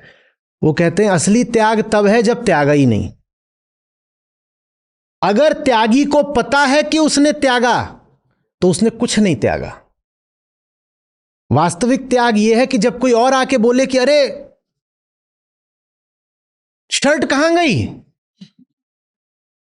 और आप बोलो अटकचा जाओ, भैया क्या है, जैसे चोरी पकड़ी गई हमारी, क्या हो गया, और उसका मुंह ताको, शर्ट कहां गई, शर्ट थी क्या, कहां थी। ये वास्तविक त्याग है। और एक वो त्याग होता है कि लेके गए और किसी को दिया, और एक कैमरा यहां से लगा होना चाहिए, एक यहां से लगा होना चाहिए।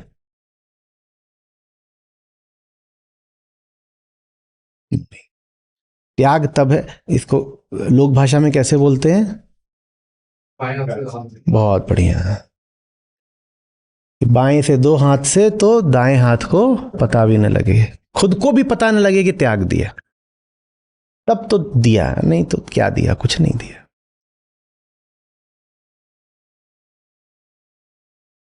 समझ में आ रही है बात। लाओ कह रहे हैं जो मिस्टीरियस है, माने जो आत्मा है, उसके सानिध्य में जो होता है वही अद्भुत है, वही सूक्ष्म है, क्योंकि उसके सानिध्य में कुछ भी स्थूल होने की संभावना ही नष्ट है। जो भी कुछ स्थूल आप पकड़े हुए थे वो उसी के लिए तो पकड़े थे, आत्मा के लिए। जब आत्मा ही मिल गई तो बाकी सब चीजों को काहे को पकड़े रहोगे, सब गया, सब गया। जहां भी आशा पकड़ रखी थी, आशा गई, जहां सुरक्षा पकड़ रखी थी, सुरक्षा गई, कुछ नहीं। जब अधिकतम मिल गया, करोड़ मिल गया, तो 5, 10, 20 रुपए की कौन परवाह करता है, कि करते हो आप।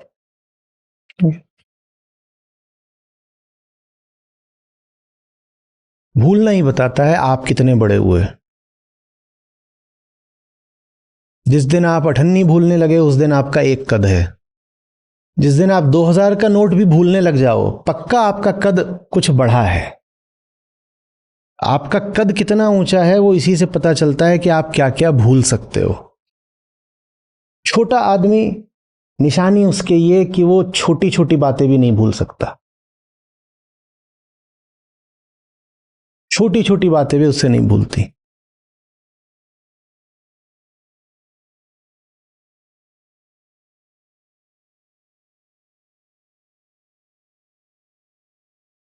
सारी बात याद रखे, लंबा, भूलते ही नहीं। और दुनिया वाले सोचते हैं कि जैसे उनको सब याद है तो वो भी याद रखे होगा। खुद तो भूल गया ना, कल की बात थी, अब कैसे याद रखे आज। जो याद रखने लायक चीज है वो याद है।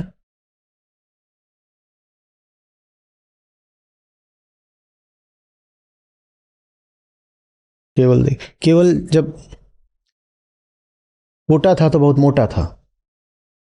मोटा केवल चुटकुला है, यही अपने आप में चुटकुला है कि केवल मोटा। 3 साल का था, एकदम थुल थुल इधर उधर घूम रहा है। किसी ने बोला गैंडा। क्या बोला? गैंडा। अभी इसने छुट्टी मांगी पिछले हफ्ते। ये काय के लिए? बोल रहा एक को पीटने जाना है। काय को पीटने आना है? बोल रहा है वो मैं 3 साल का था तो मुझे गैंडा बोला था। बोल रहा है अभी तो तू 33 का होने को आ रहा है, अब काय को पीटने जाएगा? बोल रहा नहीं, चिड़ियाघर गया था, वहां आप गैंडा देखा अभी।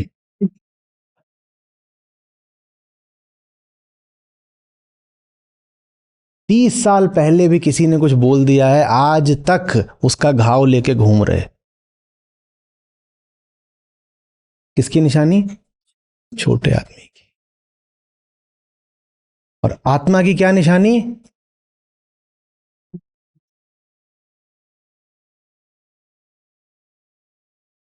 कुछ याद नहीं,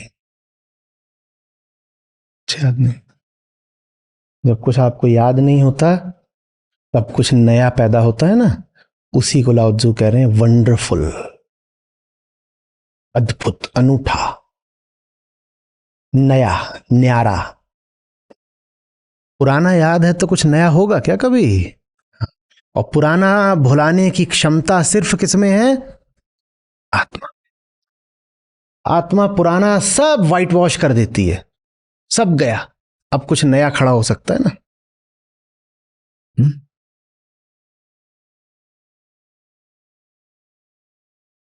इतने सारे हमारे सवाल होते हैं, अतीत में मेरे साथ कुछ हुआ था मुझसे भूल नहीं रहा है, मैं छोटा था मेरे साथ कुछ लोगों ने दुर्व्यवहार कर दिया, या मैं छोटी थी घर के ही कुछ लोगों ने मेरा किसी तरह का शोषण किया और मेरे जहन पे वो घटना छप गई है, मैं भूल नहीं पा रही। एक ही तो तरीका है भूलने का, कैसे कोई और तरीका बता दें? एक ही तरीका है, दैट ग्रेट फॉरगेटफुलनेस।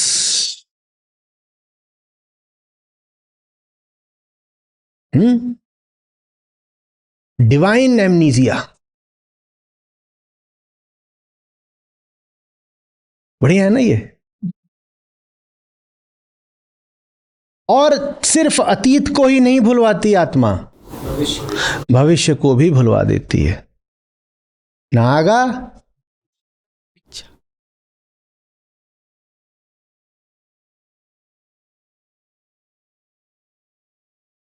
ऐसे ही है, कोई फिक्र नहीं, बेपरवाही। फिर वहां से सब संत लोग गाते हैं, इसीलिए उनके गीतों में फिर इतनी कशिश रहती है, ऐसा ऐसा ऐसी मधुरता रहती है कि बीत गए इतने, कहीं 500 साल कहीं 800 साल बीत गए हैं, हम आज भी उनको गाते हैं तो कैसे मस्त हो जाते हैं। यही लाओ त्ज़ु बोल रहे हैं, from that mystery arises all that is wonderful. क्योंकि संतों के गीत उसी मिस्ट्री से आ रहे हैं, इसीलिए आज भी वंडरफुल है, अद्भुत है, आश्चर्यजनक है। अगर आत्मा से नहीं आ रहे होते तो नित्य नहीं होते। आत्मा नित्य है ना, वो जिस चीज को छू देती है वो भी। तो राम को पारस इसीलिए बोला गया है, आत्मा नित्य है और जिसको छू दे उसको भी नित्य बना देती है। संतों के शब्दों को आत्मा का स्नेह स्पर्श मिला हुआ है, जैसे कोई बड़ा जब आशीर्वाद देता है बच्चे को तो उसके ऐसे रख देता है, वो एक बार ऐसे छू दिया ऐसे, कुछ नहीं, आत्मा के कोई हाथ नहीं होता। कोई उल्टा ना कर लीजिएगा कि आत्मा ऐसे कोई चित्र बना के डाल दे, समझाने के लिए बोल रहा हूं। तो जिस चीज को छू दिया वो भी पारस की तरह सोना हो गई, वो भी नित्य हो गई। अब जा, नहीं मिटेगा, कभी नहीं मिटेगा। जिस दिन तक अहम रहेगा उस दिन तक वो इस भजन के सामने ऐसे ही विस्मित खड़ा हो जाएगा। विस्मित, कितना सुंदर विस्मित। मुस्कान पुछ गई, स्मिता माने क्या होता है? ये मुस्कान ऐसे हो गया, चमत्कृत, विस्मित। उदास नहीं है विस्मित माने, विस्मित माने सारे जो भाव थे चेहरे के वो पुछ गए, ऐसे खड़े हैं। ये हो कैसे सकता है? ये हो ही नहीं सकता। और अगर ये है तो फिर मैं नहीं हो सकता, और ये तो है ही है, तो फिर मुझे नहीं होना पड़ेगा। विस्मित, अस्मिता का ही हट जाना, अस्मिता का ही हट जाना, दोनों अर्थ हुए। अस्मि माने क्या होता है? मैं। अस्मिता माने मैं भाव, तो विस्मित से वो अर्थ भी निकलता है, चेहरे के भाव का हट जाना, वो भी विस्मित है, और अस्मिता का ही हट जाना आध्यात्मिक अर्थ में वो भी हुआ विस्मित होना। तू अगर है तो सिर्फ तू ही हो सकता है, मैं नहीं हो सकता। और तू ना रहे ये मैं मान नहीं सकता, क्योंकि तेरी खातिर ही तो आज तक यात्रा करी मैंने, तो तू तो है ही है, तो ठीक है मैं ही हट जाता हूं।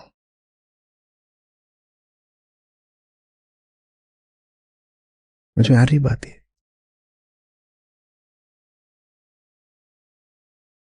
आचार्य जी प्रणाम। आचार्य जी आवाज आ रही है मेरी? जी बिल्कुल, कहिए। आचार्य जी, अहंकार के रहते हुए भी हम भूल जाते हैं और आत्मस्थ होने के बाद भी भूल जाते हैं। तो मैं इन दोनों में अंतर कैसे करूं? अहंकार के रहते हुए उस चीज को भूलते हो जो अहंकार के लिए खतरा है, और आत्मस्थ होते हो तो अहंकार को ही भूल जाते हो। आपा खो जाता है, स्वयं को भूल जाते हो। कभी कोई ऐसी चीज भूली है जो एकदम अहम के लिए अति आवश्यक हो? ऐसी तो कोई चीज नहीं भूलते, कहाँ भूलती है। और अगर उसको भूलते भी होगे तो उसके कारण फिर संयोगिक हो सकते हैं। उदाहरण के लिए किसी को भूलने की बीमारी हो गई, उसका मस्तिष्क ही खराब हो गया तो भूल जाएगा। या एक चीज जरूरी लग रही थी, दूसरी चीज उससे कहीं ज्यादा जरूरी आ गई सामने, तो किसी चीज को भुला सकते हो। अन्यथा अहम के लिए जो जरूरी चीजें होती हैं, हम सब कुछ भूल जाए, वो चीजें ना भूले। कभी देखिएगा कंजूसों को, वो तकिए के नीचे तिजोरी की चाबी रख के सोते हैं। कहीं कुछ भी भूल जाए, ये नहीं भूलना चाहिए। पुराने समय की महिलाएं होती थी, वो जो गृह स्वामिनियां, उनको देखा था वो साड़ी में चाबी का गुच्छा खोस के घूमा करती थी। वो खाना भूल जाए, पीना भूल जाए, दवाई भूल जाए, घर की चाबियां नहीं भूल सकती वो।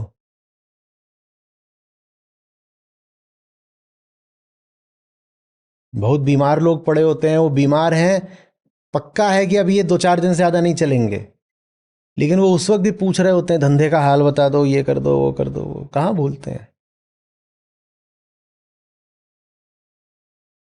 और जब आप भूलो तो भूलने की प्रक्रिया पर गौर करिएगा। भूल आप उसी चीज को रहे हो जिसको आपने महत्व देना कम कर दिया है। जो आपके स्वार्थ में अभी सहभागी है, उसको आप मुश्किल से ही भुला पाओगे। कुछ अगर आपकी स्मृति से नहीं हट रहा है तो इसका मतलब अभी आपका उससे स्वार्थ का, भोग का नाता जुड़ा है। ये जवाब उन लोगों को हो गया जो लेके आते हैं कि पुराना एक रिश्ता था, टूट गया, लेकिन भुलाई नहीं भूलता। रिश्ता टूटा है, स्वार्थ नहीं टूटा। रिश्ता टूटा है, आशा नहीं टूटी है। अभी अभी जरूर कुछ और भोगने की आशा शेष है, इसीलिए भूल नहीं रहा है मामला। जब स्वार्थ टूट जाएगा तो स्मृति भी टूट जाएगी। अहम के लिए संभव ही नहीं है कि स्वार्थ न हो फिर भी कुछ उसकी स्मृति में रहे। पिछले एक हफ्ते में क्या क्या हुआ, आपको क्या क्या याद है? लिखिए, करिएगा, मनन करिएगा कि पिछले एक हफ्ते या एक महीने की आपको कितनी बातें याद हैं। और ये भी देख लीजिएगा कि एक महीने में 30 गुणा 24 घंटे होते हैं, तो आपको कितने घंटों की स्मृति है ये देखिएगा। आप पाएंगे कि आपको मुश्किल से 1% की भी स्मृति आ जाए तो बड़ी बात है।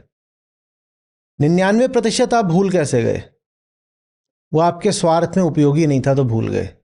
1% आपको याद कैसे रह गया? सोचिए, वो 1% वही सब कुछ याद रह गया है जिससे आपका स्वार्थ का नाता है। जो स्मृति कोई ऑटोमेटिक चीज नहीं होती है, स्मृति भी अहंकार के इशारों पर चलती है। स्मृति पूरी तरह अहंकार के इशारे पे चलती है। स्मृति वही याद रखती है जो अहंकार के लिए उपयोगी है। स्मृति वो सब भुला देती है जो अहंकार के लिए आवश्यक नहीं है।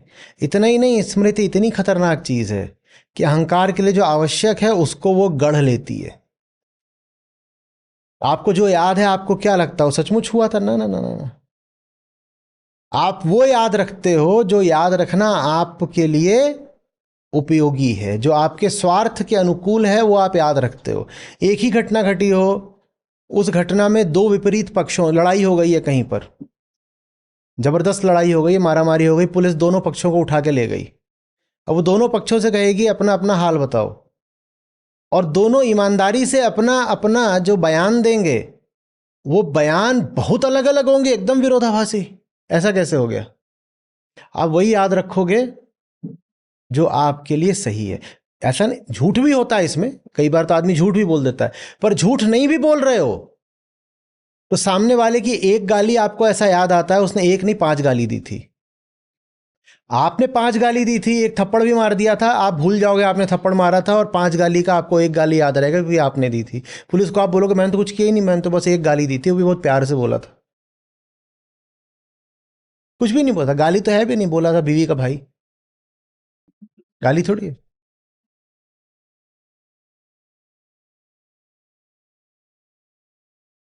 मुझे बहुत अच्छे से याद है 5 साल पहले मैं बीमार था और मैं 4 दिन तक बीमार रहा और तुमने मेरा ख्याल नहीं रखा और 104 बुखार था। पक्का जानिए कि ये 3 घंटे को बीमार हुए थे। 100 डिग्री का इनको जुकाम हुआ था। लेकिन ये जितना ज़्यादा बताएंगे कि बीमारी मेरी इतनी गहरी थी और तुमने मेरा ख्याल नहीं रखा, उतना इनको मुआवजा उगाहने में मदद मिलती है।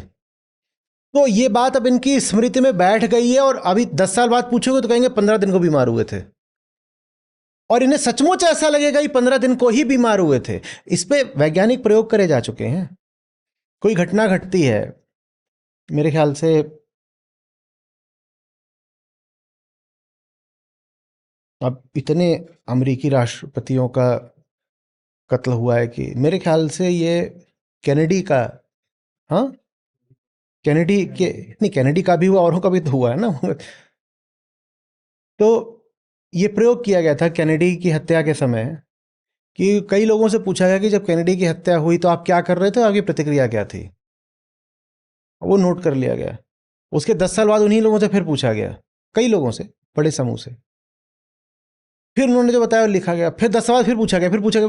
तो ऐसे 4-5 बार पूछा गया।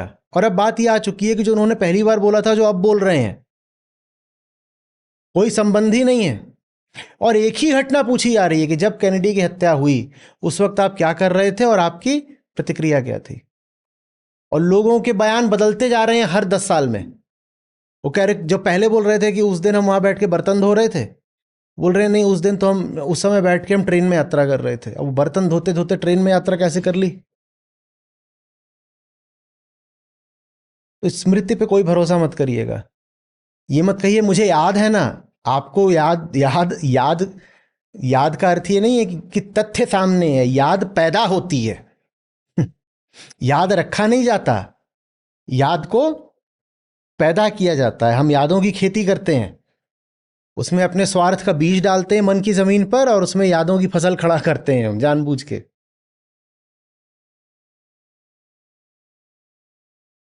समझ रहे हैं बात को। जी जी, समझ आ गया।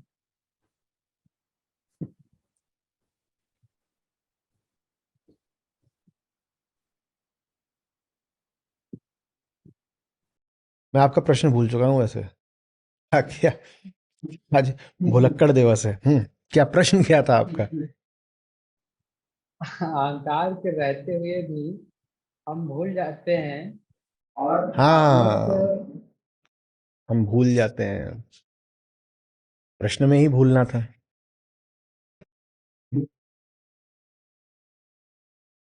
तो ये याद रखना, भूलना, ये सब हम कह रहे हैं ये अहंकार के ही खेल है। सब अहंकार के खेल हैं। जो भूलता है वो खुद को भूले।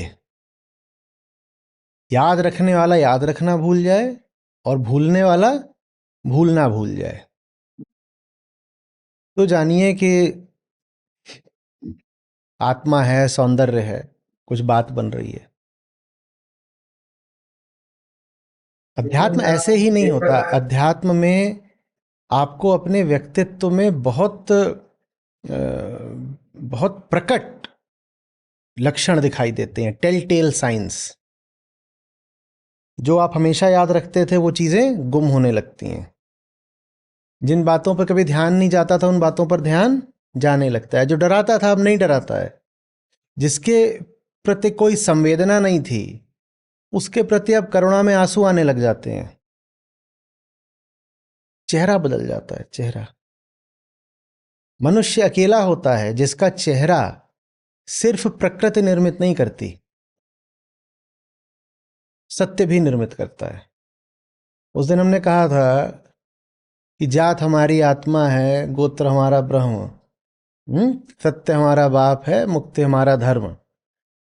सत्य बाप बोला था, माँ कौन है? माँ प्रकृति है। हमारा ये जो चेहरा है बचपन में ये माँ से आता है। बच्चे का चेहरा माँ बाप दोनों से आना चाहिए ना। हमारा चेहरा ऐसा होता है बचपन में सिर्फ माँ से आता है। किससे? प्रकृति माँ से। ये जो शरीर के हमारे माँ बाप होते हैं दोनों प्रकृति हैं। तो जो हमारा चेहरा आता है प्रकृति से आता है, लेकिन अगर जीवन में बोध आया तो ये चेहरा बदलता है। ठीक वैसे जैसे बच्चे के चेहरे पर बाप के चेहरे के भी लक्षण आने लगते हैं ना, वैसे ही अगर जीवन में सत्य उतरता है तो चेहरा भी बदलने लगता है। मनुष्य अकेला जीव है जिसका चेहरा बदलता है, पशुओं का चेहरा नहीं बदल सकता। बीमार हो जाए, कुछ हो जाए, वो एक अलग चीज़ है। वृद्ध हो गया पशु, उसका चेहरा दूसरा जो वो अलग है। मनुष्य अकेला है जिसके चेहरे पर उसके बाप के निशान आने शुरू हो जाते हैं। आपके जीवन में अगर बोध उतर रहा है, आपका चेहरा ही बदल जाएगा। तो आप दूसरे देखोगे, आप छुपाना भी चाहोगे तो छुपा नहीं पाओगे। लोग जान जाएंगे कि ये इंसान अब वो नहीं रहा, इसकी शक्ल बता रही है ये इंसान दूसरा हो चुका है अब। वो सौंदर्य होता है। सत्य आपको सुंदर बना देता है।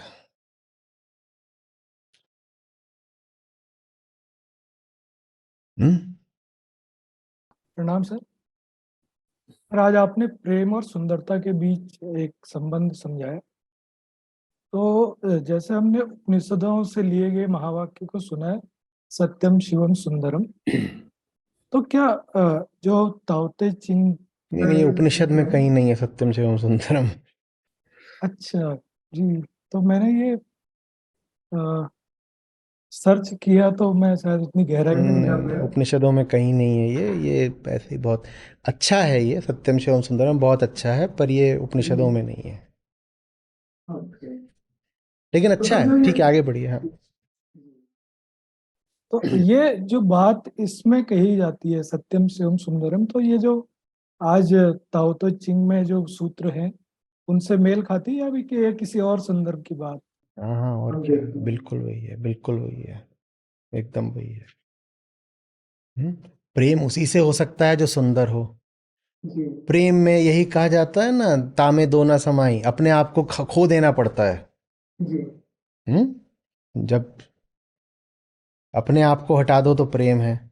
सुंदर से ही प्रेम होता है, तो सुंदर वही है जिसके सामने अपने आप को खो दो। सुंदर वही है जिसके सामने अपने आप को खो दो। हम्म। जिसको खाने लग जाओ वो नहीं सुंदर होता। कि बहुत चीज बढ़िया थी उसको जल्दी से खा लो। जिसके सामने अभी खाने की इच्छा हो वो सुंदर नहीं है। जिसके सामने खोने की इच्छा हो जाए वो सुंदर है। कितना उल्टा है ना ये जगत। इस परिभाषा के अनुसार देखेंगे तो वो सब कुछ जो आपको सुंदर लग रहा है वो वही है जो कुरूप है, जो असुंदर है। जो एकदम असुंदर है, जो मन में कामना का और उत्तेजना का विस्तार करता है, हमने उसको ही क्या बोला आज तक? सुंदर बोल दिया, जबकि वो एकदम सुंदर नहीं है। हुँ? जो आपके अहम भाव को, आप अगर कहें मुझे इसको भोगना है, तो अहम क्या हुआ? और दृढ़ हो गया ना। हाँ, तो जिसके सामने अहम और बिल्कुल मुंह फाड़ के खड़ा हो जाए ऐसे ताकत दिखा के, वो तो बहुत असुंदर हुआ ना। चाहे वो एक कुर्सी हो, सोफा हो, रजाई हो, कि इंसान हो, कि कोई भी चीज हो, जिसको देखते ही भीतर भावना ये उठे कि मुझे ये भोगने के लिए चाहिए, उससे ज्यादा अगली कुछ नहीं हो सकता।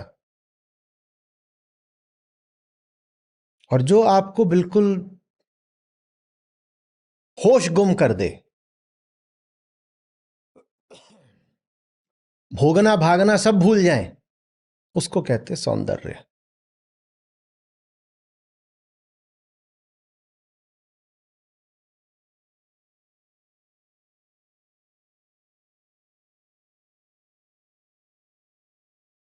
धन्यवाद।